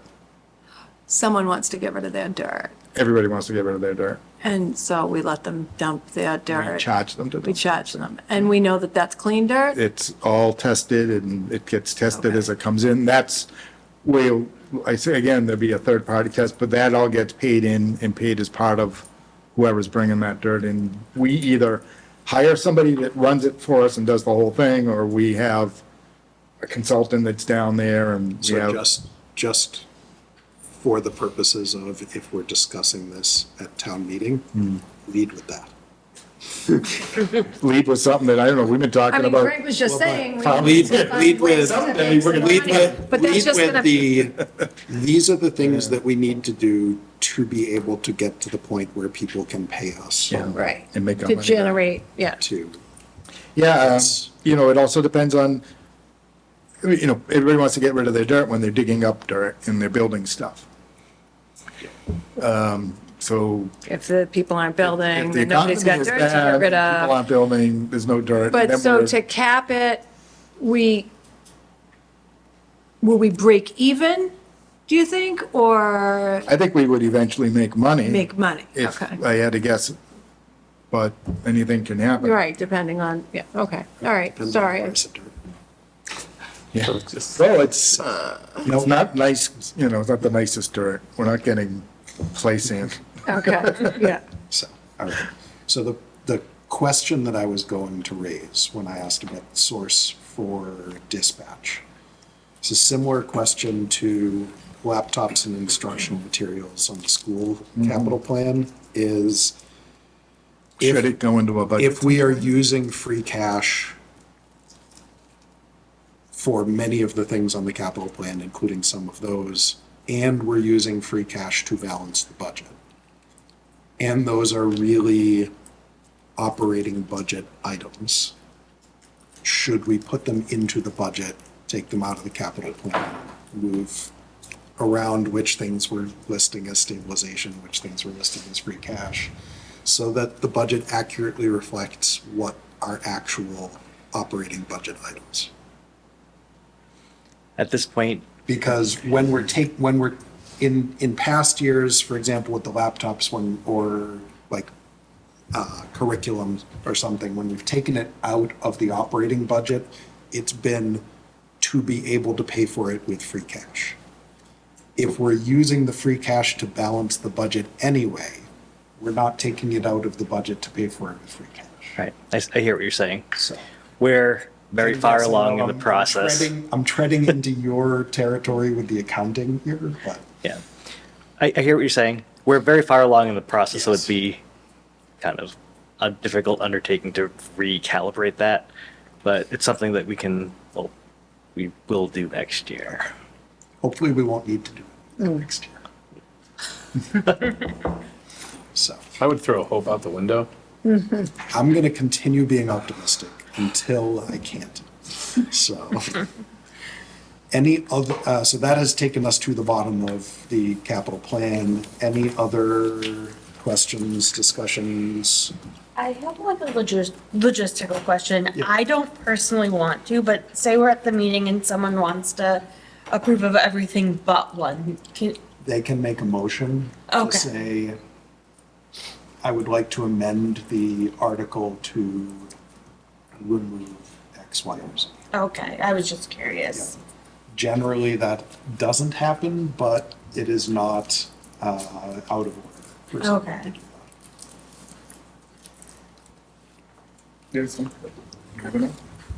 Sorry, I think I've asked this question a couple times and I forget it. Why are laptops in here and not in the budget? that. We just discussed that. I know, So I know, it I know. it was with the intention of taking them out so that we would be able to balance the Right. operating budget without free cash, because laptops are Right. a less fixed rate item and they don't necessarily need the same amount every single year.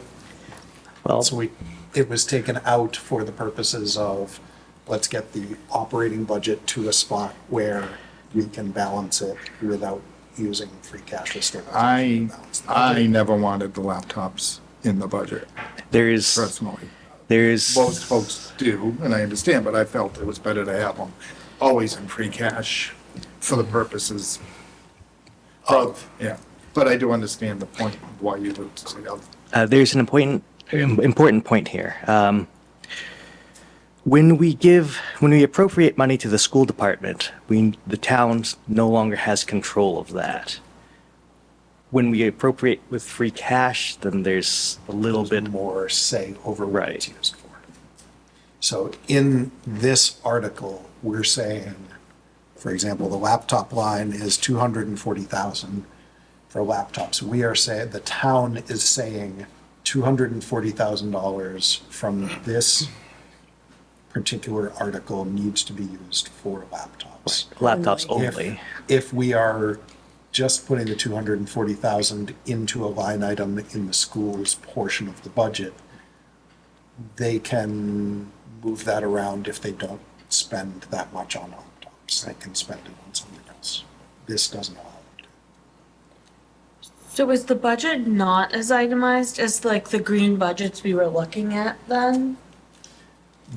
No, the budget is as itemized as that, where like the different lines, but the lines generally are not as specific as laptops. Okay. It's Well, like- especially the school department budget will not be it's- like that. Yeah, it's more equipment or like service, like other purchase services. Okay. things And like with the that. So town- it gives the department a little bit of wiggle room within there to say, like, if it's the police department to say, well, we needed radios, but we didn't need as many radios as we thought, and we needed more vests than we thought. So Okay. Right. it gives them, The ability to shift it ability around to- to where it needs to. Okay.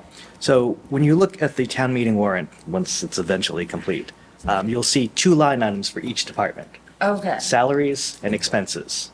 And those are hard. You can't switch from salaries to expenses without transfers from FinCom and approval of the select board.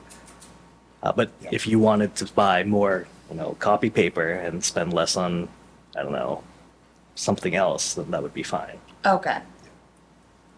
If you got a really good deal on like phone service and you could use leftover money in that item or on that, what you had budgeted for that to say, well, we needed to pay a little bit more for something else that cost more than we expected. Okay.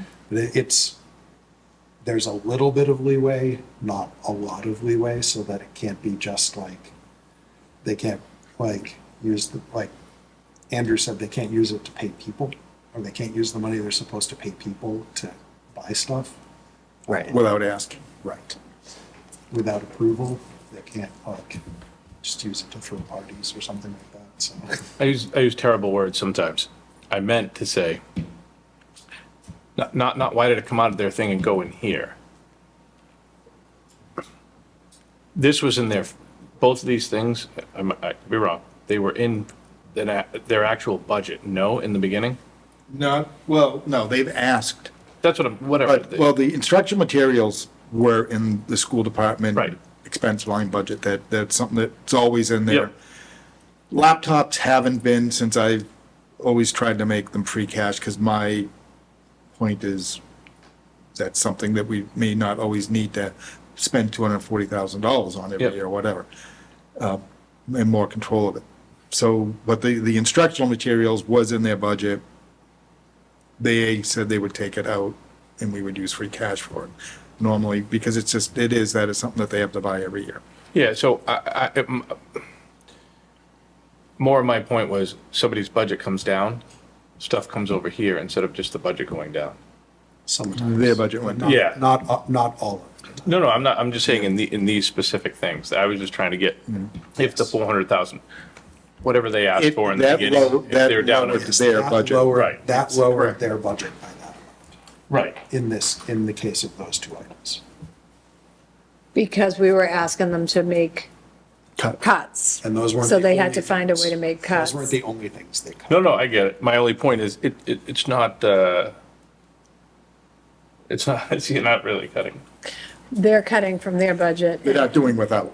Right. Thank you. Yes, Again, I'm not right. great with the words. All I'm Right. saying is there's $400,000 that was shifted from here to here. Right. It's still gonna happen. Yes. It would have been And problematic if we had that year where we and- had no free cash. And Greg, Yes.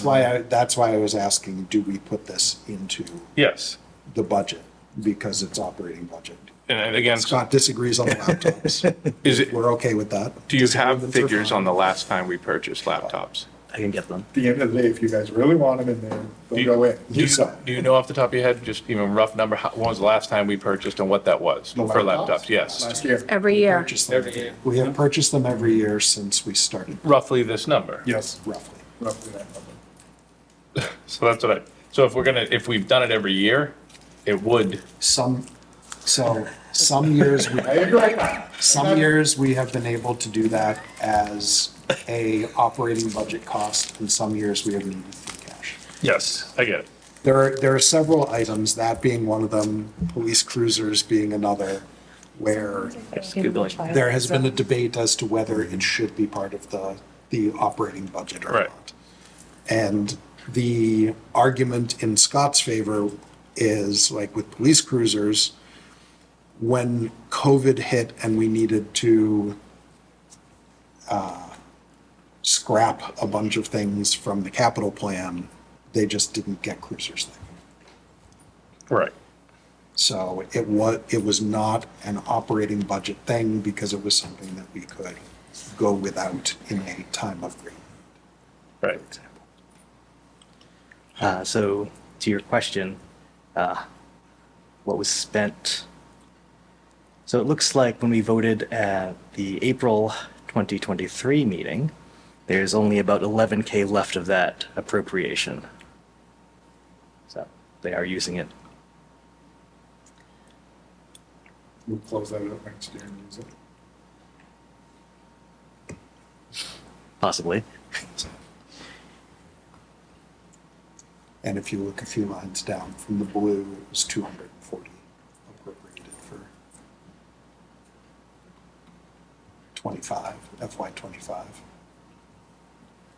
So, similar numbers. And if you look, the educational materials on the line right below that we voted in April of last year, school instructional materials was 225,000. We're looking for 160,000 this year. So they've decreased the amount that they're spending on that by 80,000 or so. 65,000. My math was terrible. Any other comments, points of discussion on the capital plan? Any motions? Are we ready to motion and take in the capital plan? Do we, you Will something be rearrange changing between here? the funding? If you want, Can we I vote can- I the can- rearranged funding or as stated, or is it I settled can- yet? I think it's pretty much settled. I would like to go over the numbers with Andrew, just on the free cash. I think we can, this is one we can do next week, once we clean. It'll Yeah. look better, but if there's any major changes to what I've said tonight, I'll point it out. But So if it's the should we same- wait to vote? I would wait. Yeah. We can wait for next week, knowing Okay. that there won't be much change. And that it Good. will essentially be funding sources and cleaning Yeah. up numbers, not Yeah. substantive changes. All right, we already took Article 10 and 11 while we were waiting for Barbara to arrive. Article 12, opioid settlement, housekeeping item. Is there a motion? Motion to recommend approval of Article 12. Second. Motion and a second from Sarah and Barbara respectively. This is to appropriate the sum of $106,000 from free cash for the purposes of expending funds consistent with the opioid settlement. Take any other action relative thereto. What exactly are we spending this on? We're not. It's just that first year that the opioid money came in. So we discussed this last week, Oh, okay. Chris, but no. Well, yeah, But it's good for you to hear. It's good for everybody to What it hear it was. again. So yeah, they didn't give us a mechanism to take the money in and put it anywhere that first year. Yeah. Meaning the legislature. Yeah. So it ended up in the general funds. So subsequent years, I think we actually probably had a couple articles about it. They did eventually give us a place that we could park the money. And we set up the opioid settlement fund, and this is just cleaning up that first year. Is it the first year? Yes. Okay. That first year's money that had gone into the general fund. We just have to make good for that and put it into the opioid fund. Okay. Thank you. Did I explain it all right? Yes. Makes sense? So any other discussion on Article 12? I think it was a good explanation. Without any further discussion, all those in favor of the article to recommend, the motion to recommend Article 12? Aye. All those opposed, abstaining, it is unanimous. Article 13 is an article to vote to raise and appropriate or transfer funds of $1,000 for maintenance of the Hillside Cemetery. Motion to approve Article 13. So motion to approve, is there a second? Second. Motion from Barbara, second from Sarah. Discussion on Article 13. We discussed last week, this is the small cemetery across, off of 139, across from the Yeah, right. tree place. Greg's buddy. Your buddy? Greg likes to use it. So that's, So, small cemetery, several veterans, town in the I think cemetery. yeah, it's in the article. It's actually, it's Jesus, Revolutionary War, Spanish American War, World War I, World War II, over 30 of veterans in there. So, So, yeah, the trustees of it are all aging out. And it or should be in the- taken care of. absolutely Yeah. should be.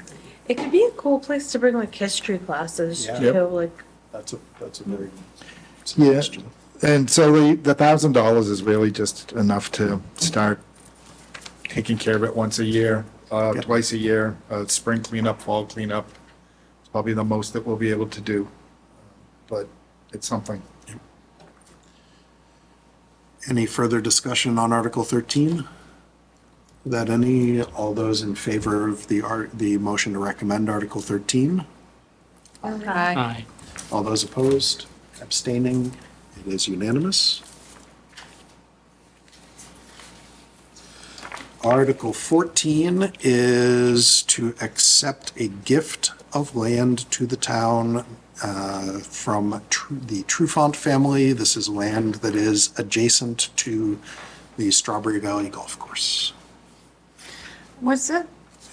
Is there a motion so we can start discussion? Motion to recommend? Motion to recommend from Chris, is there a second? Second. Second from Barbara. This is one that the Golf Department Board came and talked to us last week, that it's land that they would very much like to have, to be able to provide Beautiful. more for the golf course and expand, do things for the golf course to make the golf course better. Yeah, from time to time, we do, we come across some properties that you want to preserve for open space and recreation, and this is definitely one, even if it wasn't near the golf course, it's just a nice, big, open, beautiful, must have been farmland or something at some point, I don't know, maybe strawberry trees.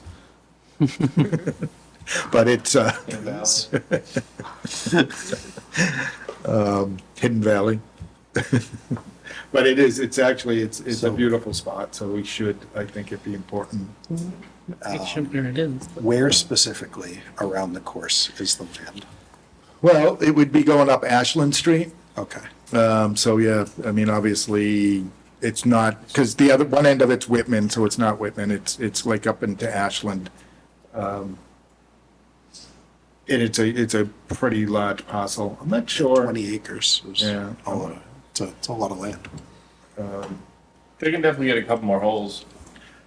Well, I think what the thought was Driving is, range. when he was here, I think what he said was to extend, to make it like Extend some of the a holes, better, make the course longer Yeah. in general. it'd be nice, maybe they could put like a practice range out there and stuff like that too. Yep. So, yeah, I think this is, Yeah.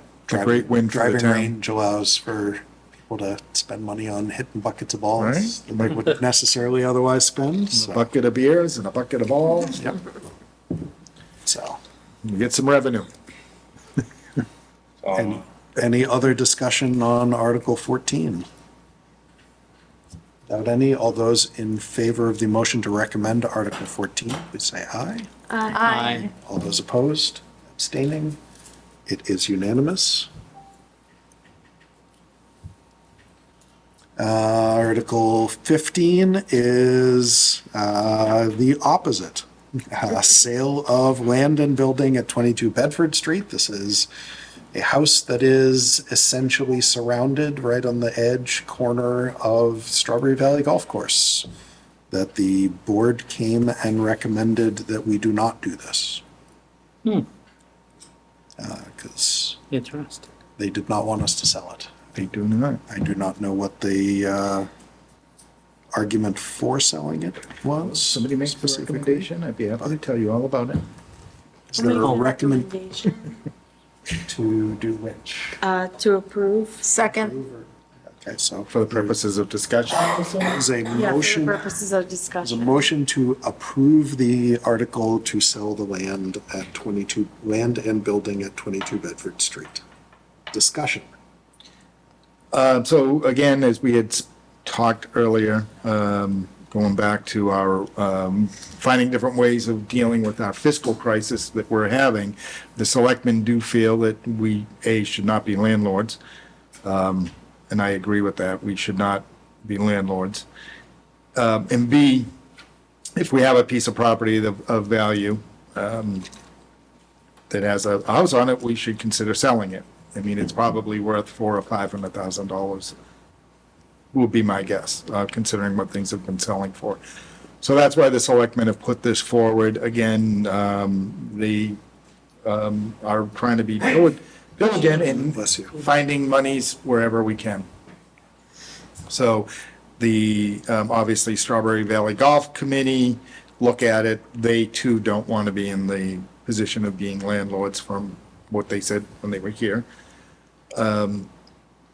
And however, they do feel that just tearing the house down would lend itself to making that one hole a little bit better, or they could put a clubhouse there, or they just feel it should still be part of the golf course land of and the the land course. of the course.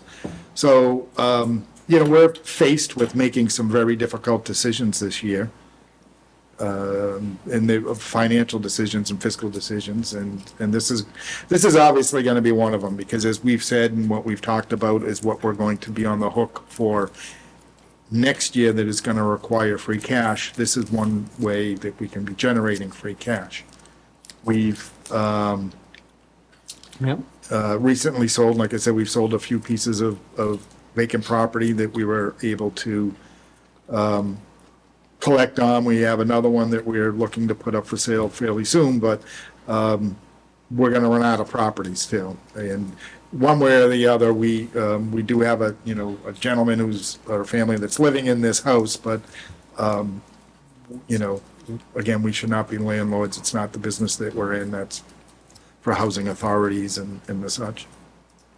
But remind me, so if it's sold, We would not be landlords, somebody else, then we, right, but then issues with the golf course and that, the person that's there now is, well, if you're a buyer and you're buying a house on a golf course, you better I expect to know, have you always issues. say, yeah, you say that, but that's, There's houses on golf courses all over the place, though. I mean, I don't know. I just know, I don't seem to disagree. remember conversation about, The house being hit by balls. and issues of, You heard that from the guys who don't want us to sell it, right?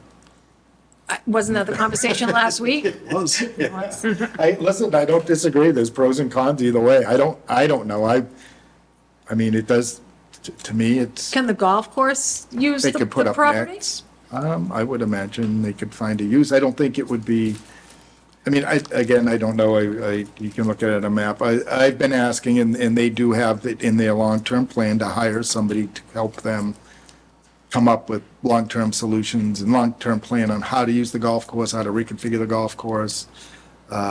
If that falls into it, I don't know. I do know, Wasn't there talk about bathrooms and there's already? yeah, there's Yeah.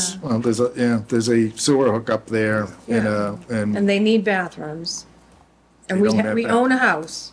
we own the house. Could People can't use the bathroom in the house. That's a no-no. People live in that. Right, but I'm saying, we own the property, Yeah, I think they were looking to like build something different there, but using the existing infrastructure. Like they wouldn't need spring plumbing to it. I don't know It is why you weird. need bathrooms. They have bathrooms in the clubhouse. It's So it's like, it's like 2 holes away. It is close, yeah. I'm, Rigs are golfing, we'll tell you. If you're in the middle of golfing, it's difficult to, you're going in the woods. You know what I mean? Okay. So like, that might not be the greatest argument for them, unfortunately. I'm going back to the salt and ice of $700,000 we just pushed off. And I'm thinking that this is your guesstimate, which is better than mine. I don't know what houses are going for, is about 500,000. That's a good portion of that. And so I'm wondering if they can, with whatever their plan is, which seems like maybe bathrooms, if they're gonna be able to make an equivalent revenue because this is canceling a lot of the debt we're pushing forward.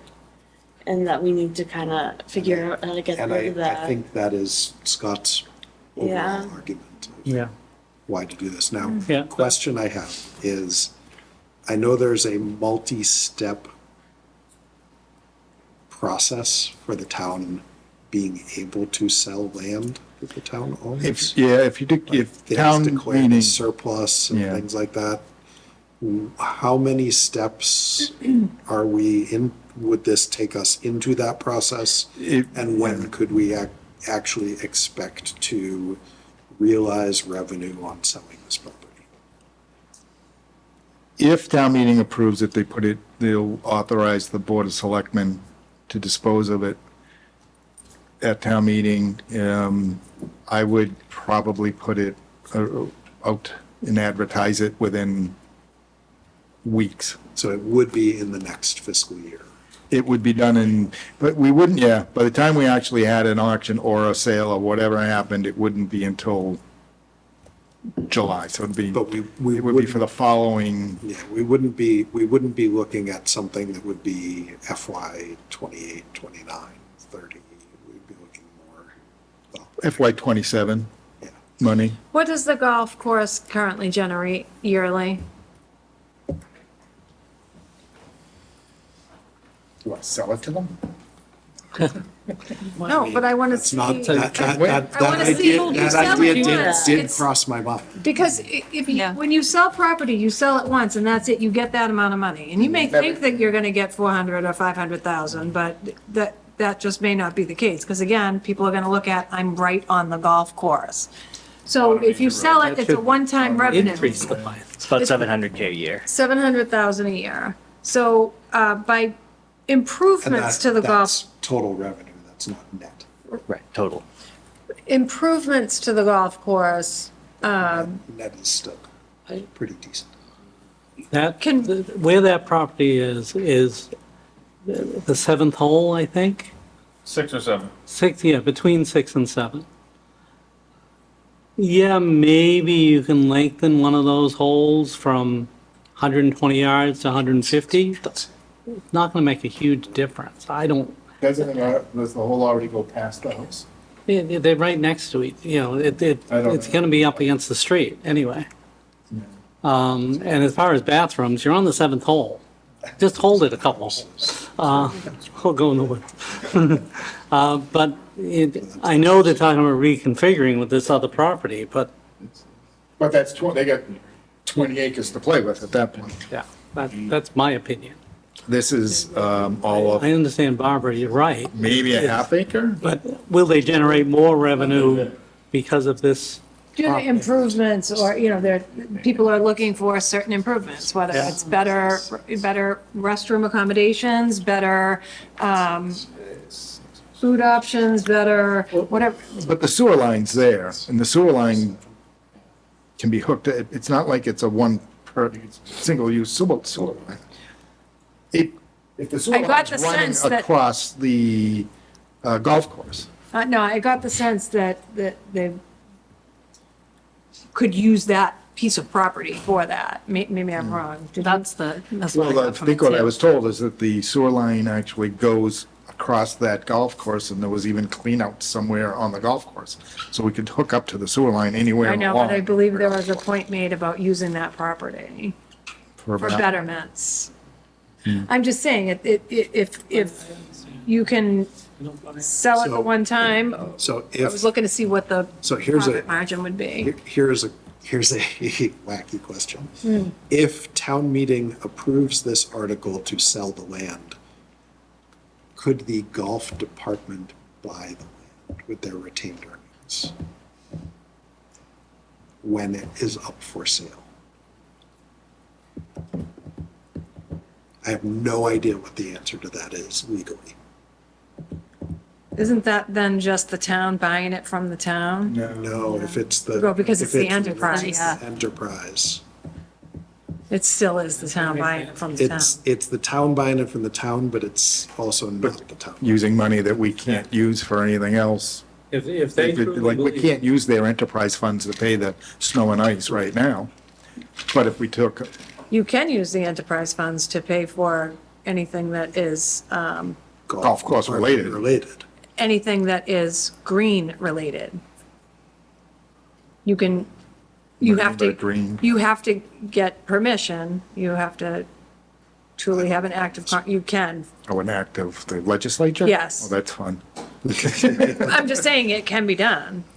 But if the golf department were to purchase that from the town, the money then switches from golf retained earnings to Free town cash. funds, free cash.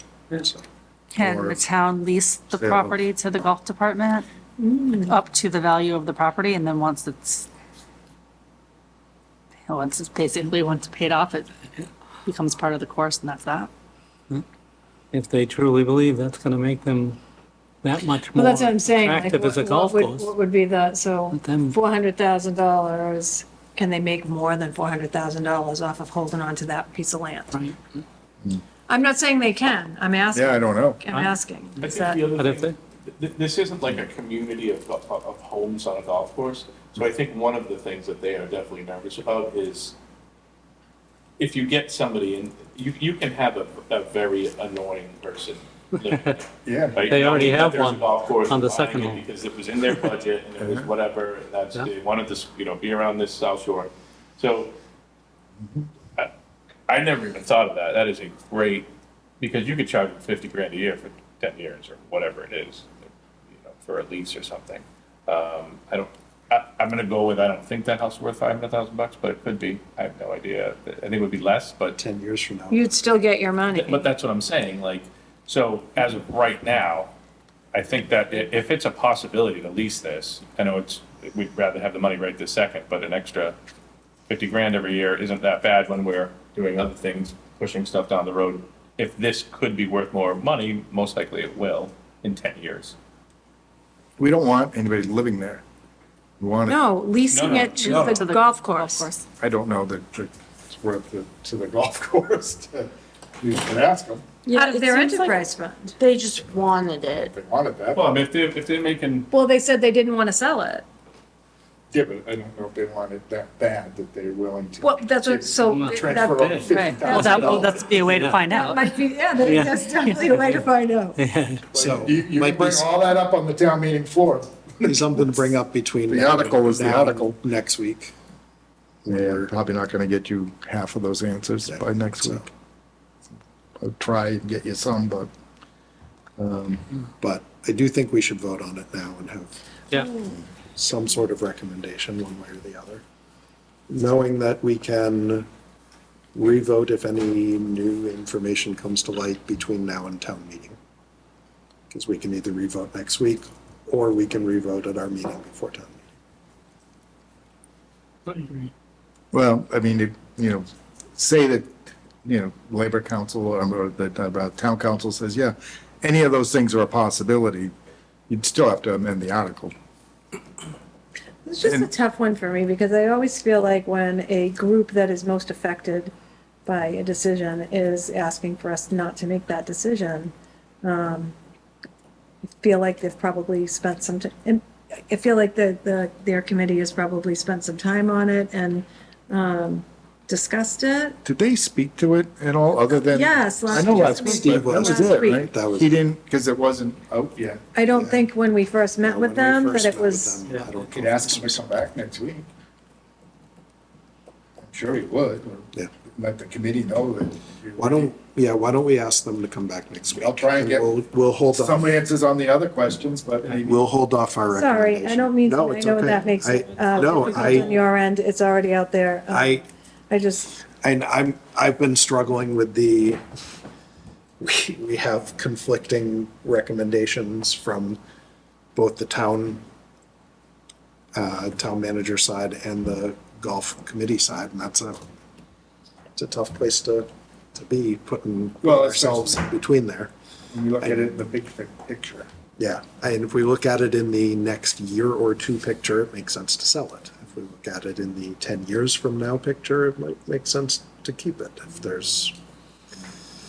So it's not Right. straightforward either way, so. And there's also a conflict between Articles 14 and 15, where if we're trying to preserve green space, and then we have this parcel we're then that's gonna- completely yes, it's, surrounded by golf course. It could be, Yeah, We're getting 20 and we're giving away Yeah. like a half acre. right. That's already built. That's all. I know, but you could end up with, you don't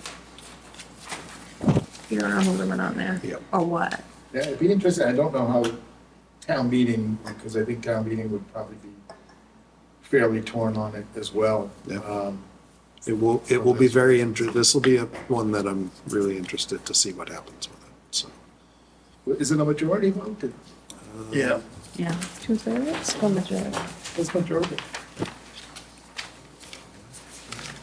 It is majority vote. All right, so we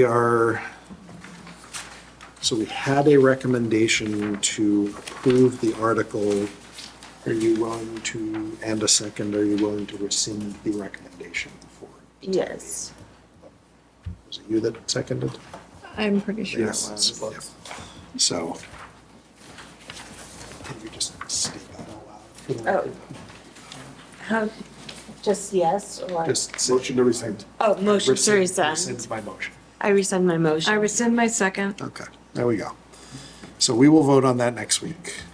Hopefully have Strawberry Valley in to talk about it and see what all of the different options are, if there's a agreement to be found or not, so. All right, Article 16 is about Chris's front yard. Quite literally, I'm not sure if it's front, but Yeah, Front- side yard. front and side yard. So Hancock Chestnut Street intersection improvements. Is there a motion that should not come from Chris for Article 16? Motion to pass over? I have a motion to pass over. Is there a Motion to second for the approve. motion? No, motion to approve. Before you motion to approve, is there a second for the motion to pass over? He's trying to keep himself awake. I will rescind my motion. He has rescinded the motion to pass over. Motion to approve. Barbara makes a motion And to I'm pretty sure approve Greg's gonna second it. Article 16. Is there a second? I'll second it. Abby seconds it.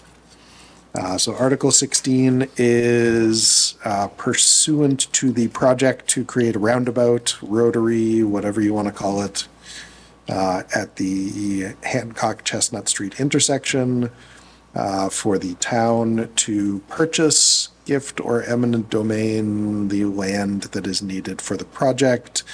As Chris can attest, before he abstains from this, there have been substantial discussions between the town and all of the landowners that abut the intersection. And there's been a lot of work put into this. Any discussion on Article 16, which we have discussed many times. If How you are haven't the heard neighbors them, you feeling can go about back this? and listen to previous. Right. I think generally have Meetings. accepted that this is the the preferred alternative. If you're gonna do something. So preferred alternative to lots of crashes Yes. at the intersection. Yeah. So, any further discussion, questions, comments? Without any, all those in favor of recommending Article 16? say Aye. Aye. Opposed, abstaining? Abstain. There's one abstention. The ayes have it. Article 17 is approval of the amended South Shore VOTEC agreement, which was the article that we originally had on the fall special town meeting that didn't happen warrant.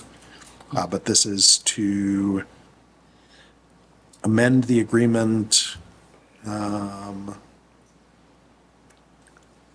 I believe at the time we had voted to recommend approval. had, And then we yes. just did not have the meeting. Correct. Nothing has changed since This is that the time. one, yeah. To change it to include Other than Marshfield. it's already Yes. been adopted and. Yep, it was adopted by enough of the participating towns that it has been adopted. So this is really just housekeeping on our end to vote on this article. Is there a motion? Motion to recommend approval of Article 17. Sarah motions to recommend approval. Second? Barbara seconds. Is there any further discussion? Not. All those in favor of recommending Article 17? Aye. Aye. Opposed? Abstaining? It is unanimous. Article 18, establishing a revolving fund for EV charging stations, charging station maintenance. We have the charging stations out that way, behind Town Hall. Is there a motion for Article 18, which is just establishing the place for the money to go? Where's the money coming from? The use. People, when they of the charge, station. they have like an app Okay. and it goes, we have comes to the town direct. Okay, so we just need to establish a fund. Yeah, we for that need someone money to. go into. It- And what can the money be used for? Maintenance of Upkeep the. and maintenance of of the the station. Charging, yeah. And right now, the maintenance agreement, I think it's like $3,000 for the year. Matter of fact, we did that. That's part of the capital, that 3,000. I'm sorry, I think That's we're okay. out of order. Motion to Yep. approve Article 18. 18. Second. Motion from Barbara, second from Chris. Further discussion on it? Oh, sorry about that. That's okay. It's getting late. It Greg, is. did you have a question on it? Nope. Okay. Without any further discussion, all those in favor of approval of Article 18? Aye. Aye. Opposed? Abstaining? It is approved. Article 19 is the false alarm bylaw, which is to charge a fee for false alarms, Motion to approve? narrowing that multiple page Second. article down as much as I can.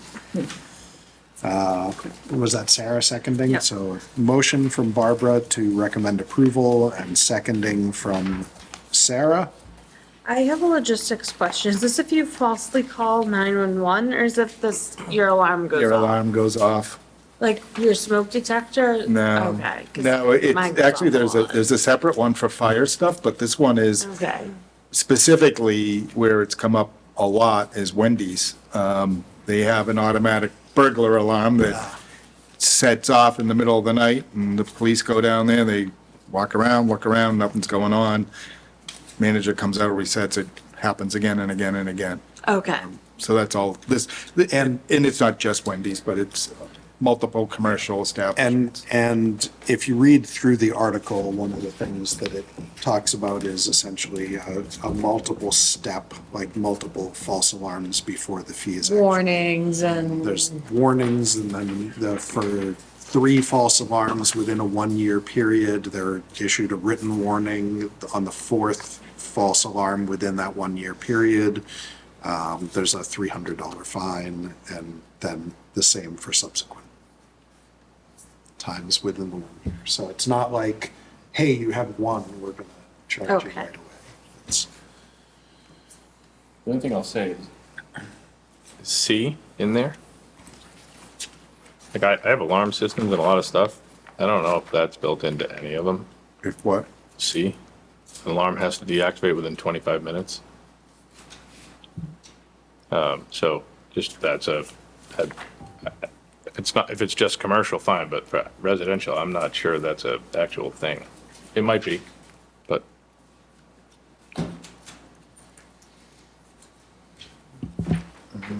I don't think we've had any issues as far as residential goes, yeah. alarms. This is, yeah, this is really not more than- residential. More Got it. than 3 times within the year. From the same house. Yep. So, okay, that's good to know. there are other towns that it is a problem, but not here.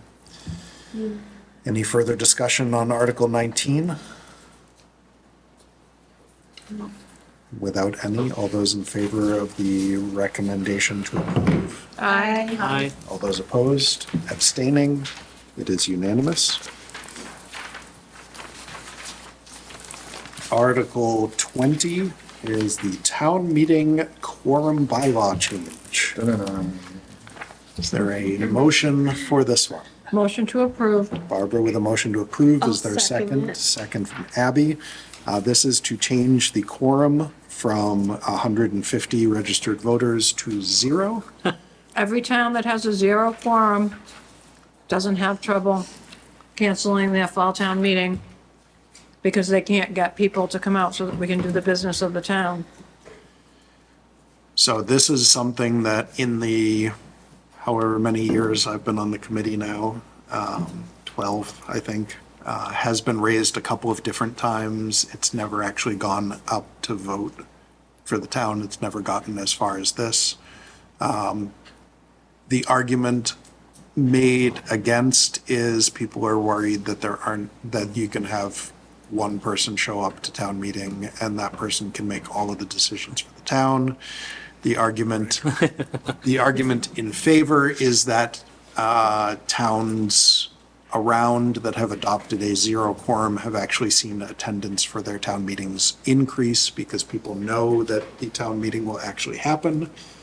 As Barbara pointed out, our fall special town meeting did not happen because we were not able to achieve a quorum, which definitely did not go well with some people. Well, a lot of people were there. We're close A lot to, of you folks were there. close to the quorum, but not enough to actually make it in time, so. And you know you don't have that problem if you go to a 0 quorum. The other thing is this can be amended to the earlier discussion about amending things. On the floor of town meeting, this could be amended to say, let's make the quorum 50, or make the quorum 75, or whatever. During COVID, we had a 75-person quorum that we did not struggle with, and we had well over that amount of people doing the business of the town, so. How many people showed up to the fall town meeting? I think it was like 100. 110, 115, something like that. It's a lot of people who took their time to come out. A lot of work that was put by you Pretty much folks. most of, all the same people that typically come out, correct. So, can I change no, I can't. No, you can only. Not on a You recommendation. can change it on the floor, but right now, I don't think you can I vote don't think anything we different. can, I don't think we can, You can't change the article. Right. yeah, I can't, we can't change based on. Well, we providing- can. Providing a recommendation. we can provide a recommendation that it changes that I can, If you I want to sell. won't, but I could make a If motion you wanted to sell to to the rest of the committee a motion to amend the article, to. changing the number to Recommend 100. an amended article that would have to then be amended on the floor of town meeting. Right. You could do that.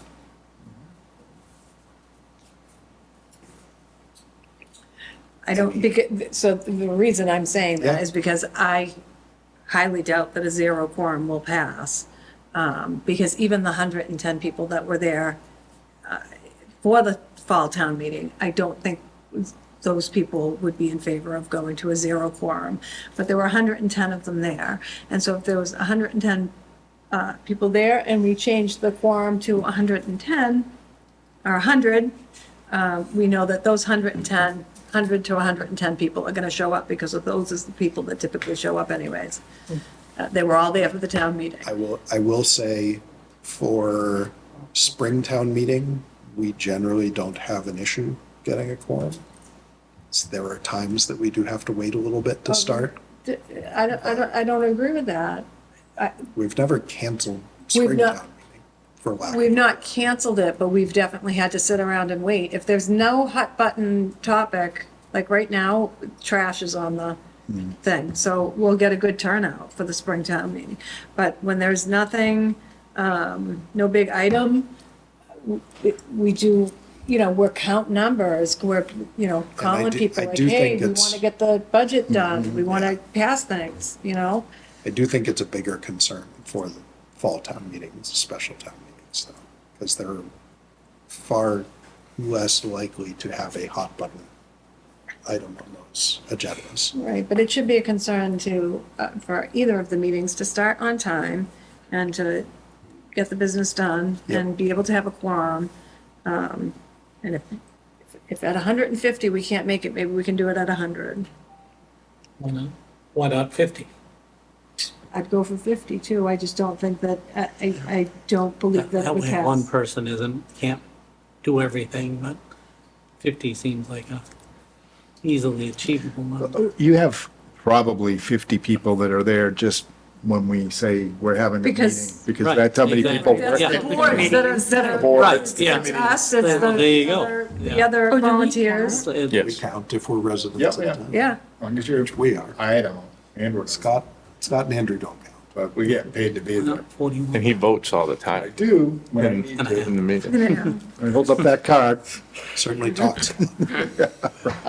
So I would like to change my. I'm really tired, I'm sorry. Well, you haven't done anything yet. I would like Haven't to, voted on anything. no, but I recommended, what did I You made made a to motion approve. to recommend approval. Okay, so I would like to change my You motion. want to pass over? I don't want to pass over. I want to amend my motion. To recommend approval if the, If the Number is- number is amended to be 100.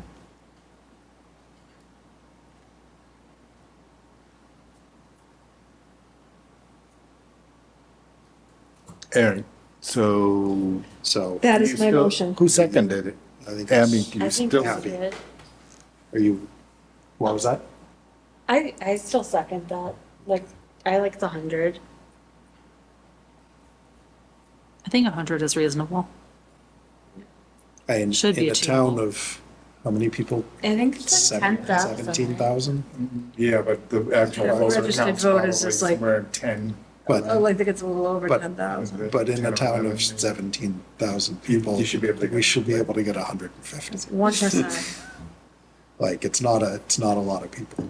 My only point is, we should probably even come down a little bit more than, we should have a number, but we should probably come down more on the 100. Because imagine a day that there's 98. Well, we'll do what we do Take- when there's 149, is make We wait phone for calls, people and to- you're not gonna get people Oh, to no, agree no. to come down to 0. On I Route just don't. 18 and wait. I think the people- 50, I think we 50 need to be 50 more to 75 is a better number just because the boards, I think- a lot of boards will be there, stuff like that. And Honestly, I think a 75 number, because that was the number we had during COVID. Right, is and it worked. Is probably likely to garner support, because we've done it and didn't have problems when we did it. I point. pick 100 just because I feel like And there's a better chance of it passing. The people that are opposed to it, I think I don't have a good feel. it's not a for- huge difference in for the number. Who would be opposed even at the 0 form. I know there will be people, but like thinking through in my head, I'm not sure which way a lot of the people that are regularly at town meeting will fall on this one. Some people feel very strongly Yeah. about it. I'm sure they And do. so- I just don't know which ones are which. I feel like 100's a happy medium for those people that feel really strongly about it, but also showed up to fall town meeting to only have it canceled. Well, technically, 75 is the actual happy medium. But we can go with whatever number you really want. I don't know if I have the energy to change that. You haven't technically made the second motion. I don't know. We don't We've actually have- rescinded the motion. I feel like we've tried to get it to 75 before and not had luck. We have not, well, I feel like a triple digit number sounds good to people. Like, it feels like it's a good chunk of change. Feels like a lot more. Yeah, it feels like it's substantially more.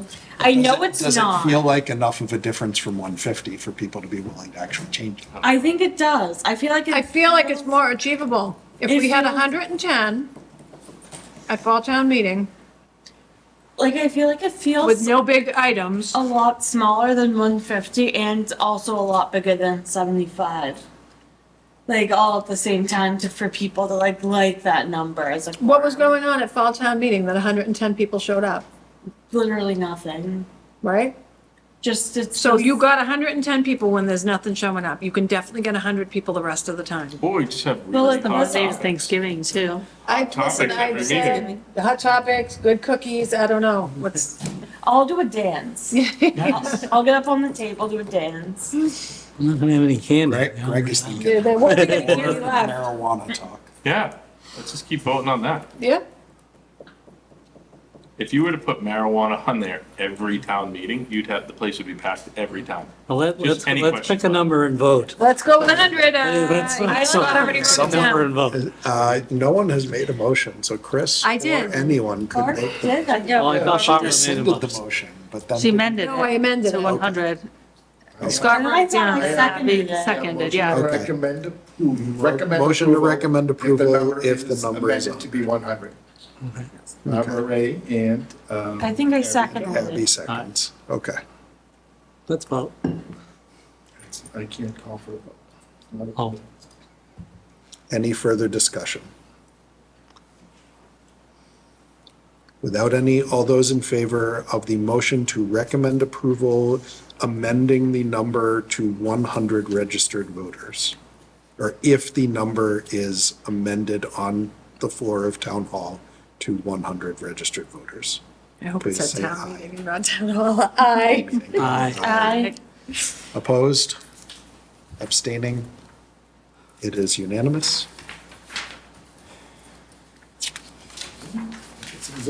21 through the end are zoning articles. I think the ADU, accessory dwelling unit, we were debating last week whether or not this had direct financial impact.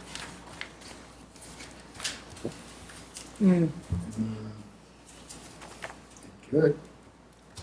Can generate a little bit of building and, Yeah. obviously that's new growth. Permits and new Assessment, Yep. skill up. Higher assessment. And we don't What have is a it? choice. This is something. You have to do it. So I was just gonna say, Yeah. like, What this does is kind of like the MBTA thing. It just said, we were allowed to make some guidelines. These are what we're allowed to do. Barring this, we'd have no guidelines. You could just do whatever you want. right, so we do need to do So that. I think we should, because there is financial impact, I think we should Yes. provide a recommendation on this one specifically. I think for the other, just real quick, I think Yeah. for the other 5, if I remember correctly through reading them all, I don't think there was specific financial impact. Yeah, they were like, a lot of them just housekeeping. Actually. But with this, it gives us control over, like, we're not gonna end up with a bunch of sheds and, like, I won't say that you won't, People- but they will be. There will be They won't. standards to it. Yeah, they don't mean there'll be sheds, setback do you know- requirements. There'll be. Yes. as in, like, somebody's not gonna be able to plunk down and have a family of 10 living out in, you know, squalor conditions, and we have some control over, They have to be built properly to Right. the codes, and they also, again, like, you can't just start plunking them side by side like Grant Shack, Right, yeah. yeah. They'd have to, there's requirements for setback, distance, height, area. okay. Can't basically have a trailer park in your backyard. No that's- shanty yeah. villages, no Pottersville. Right, that's what I was getting at. Although we do have 20 acres now, if we want to create Pelazarianville. I could put a would like runway to in. make a motion to recommend, The helipad. Article 21. Motion to Second. recommend from Barbara, second from Chris. Any further discussion on 21? Without any, all those in favor of recommending approval of Article 21, say aye. Aye. Opposed, abstaining, it is recommended. It is unanimous. 22 through 26. All these numbers are going to change, by the way. Sorry. to The say. remaining articles, It does happen. as discussed, I don't believe there is any direct financial impact with any of them. So I would be willing to entertain a motion to defer to the planning board for Articles 22 through 26. Motion If to somebody defer wanted to the make that motion. to the planning board, sorry, Articles 21 through, no, not 26. 21.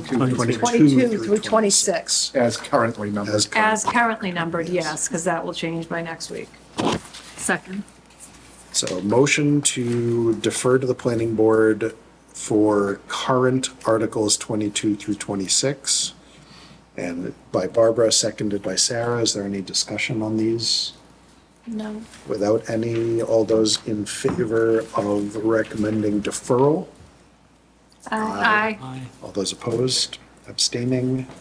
It is passed, recommending deferral for those 5 articles. And that is all of the articles. And so we have, No, all at once. Two left. Yeah, just Andy will do it. next week. Yeah, oh, right, see? let's see, so 3 left. I made it So to we got So we have, going back through, we have 110. the budget. We are removing Article 6, which will renumber everything. We have not yet voted on Article 8 for the operating budget, Article 9, the capital plan, and Article 15, the sale of land Like Strawberry at 20 Valley. at 22 Bedford Street. So we have 3 articles that we need to provide a recommendation for next week. And we're going to ask for Steve Wakeland to come in and discuss that And or something. perhaps Renee, Yeah. Oh, yeah. so. Representatives from Strawberry Valley and the Golf We Department. get the whole committee.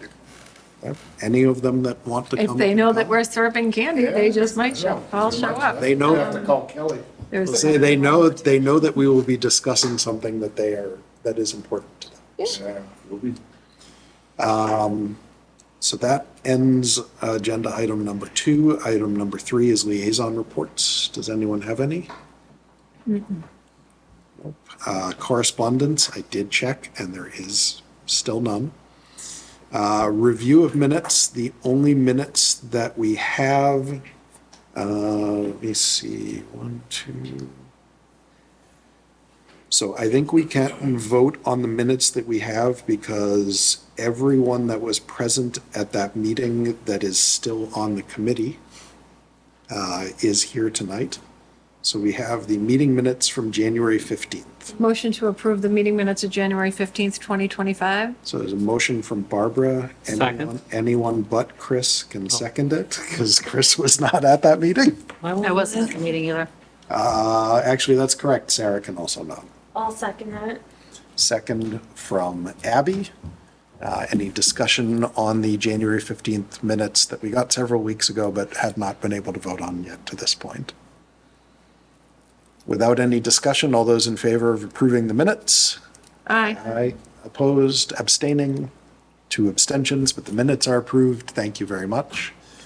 Our next agenda item is discussion of when our next meeting is, and it is 7 o'clock next Wednesday, March 26th. And that will be our last meeting before the night of town meeting. Are you recording the informational on on Wednesday, the 26th? We're going back and forth on it. It's gonna be a little difficult to record it. I'm talking with Kevin Tachi on how we can do it. My thought was to just do something separate with Sean Riley as an advocate. I just think sometimes. Sometimes the questions Yeah, the raised. questions that come from the community are the best questions for others to hear. And I Yeah, I So don't think if we're it's, gonna be able to. but I we're would, gonna- I would suggest if it's too difficult to record, then maybe you and Sean Riley record something afterward that either includes or summarizes the questions that were asked. Would probably be wise. It's just the way, I guess, I just haven't talked to Kevin Tachi about it, just the way that we're set up over there. Don't know that it'll come out good, but we definitely would incorporate. Could just, We have a lot of. could just have somebody Testimony. hold their phone the whole time. Because we do have a lot of frequently asked questions on our website now, so we'd love to add to it, Yep. and like I said, we'll put them in the app.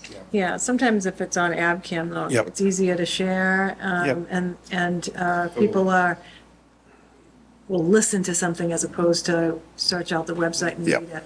It'll be But in that our is- spring newsletter just before town meeting too.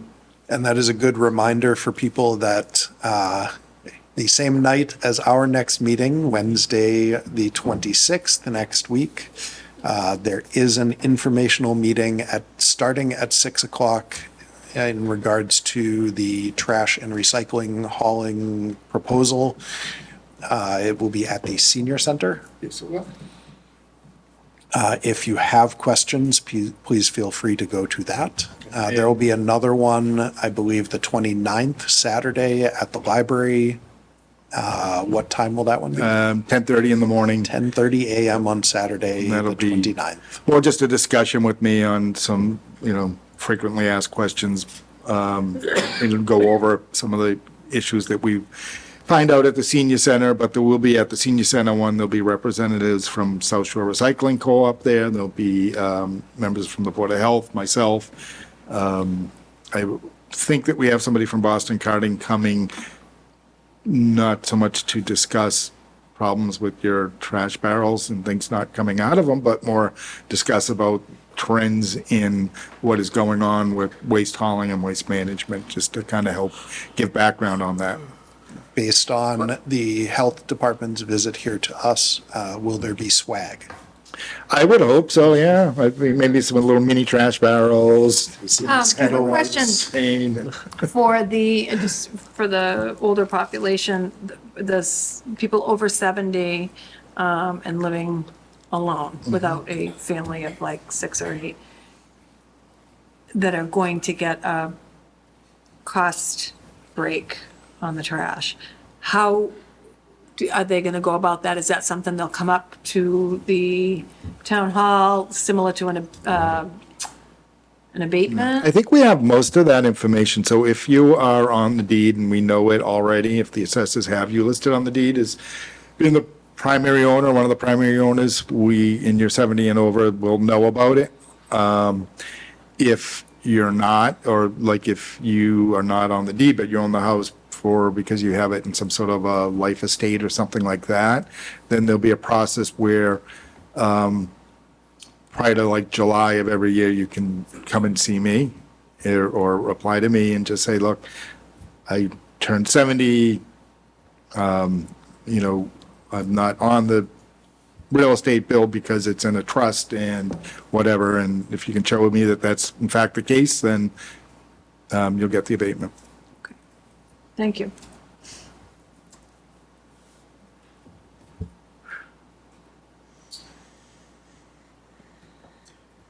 Anyone have anything else to bring up for this week? Any other motions? Motion to adjourn. That second? We're looking for volunteers for next year. Motion to adjourn and a second. Yes, there's that too. We have 2 openings on the committee now, so we will be looking for volunteers. If We you are have Candy, interested, we're a great group. if you are interested, contact the town moderator, Sean Riley.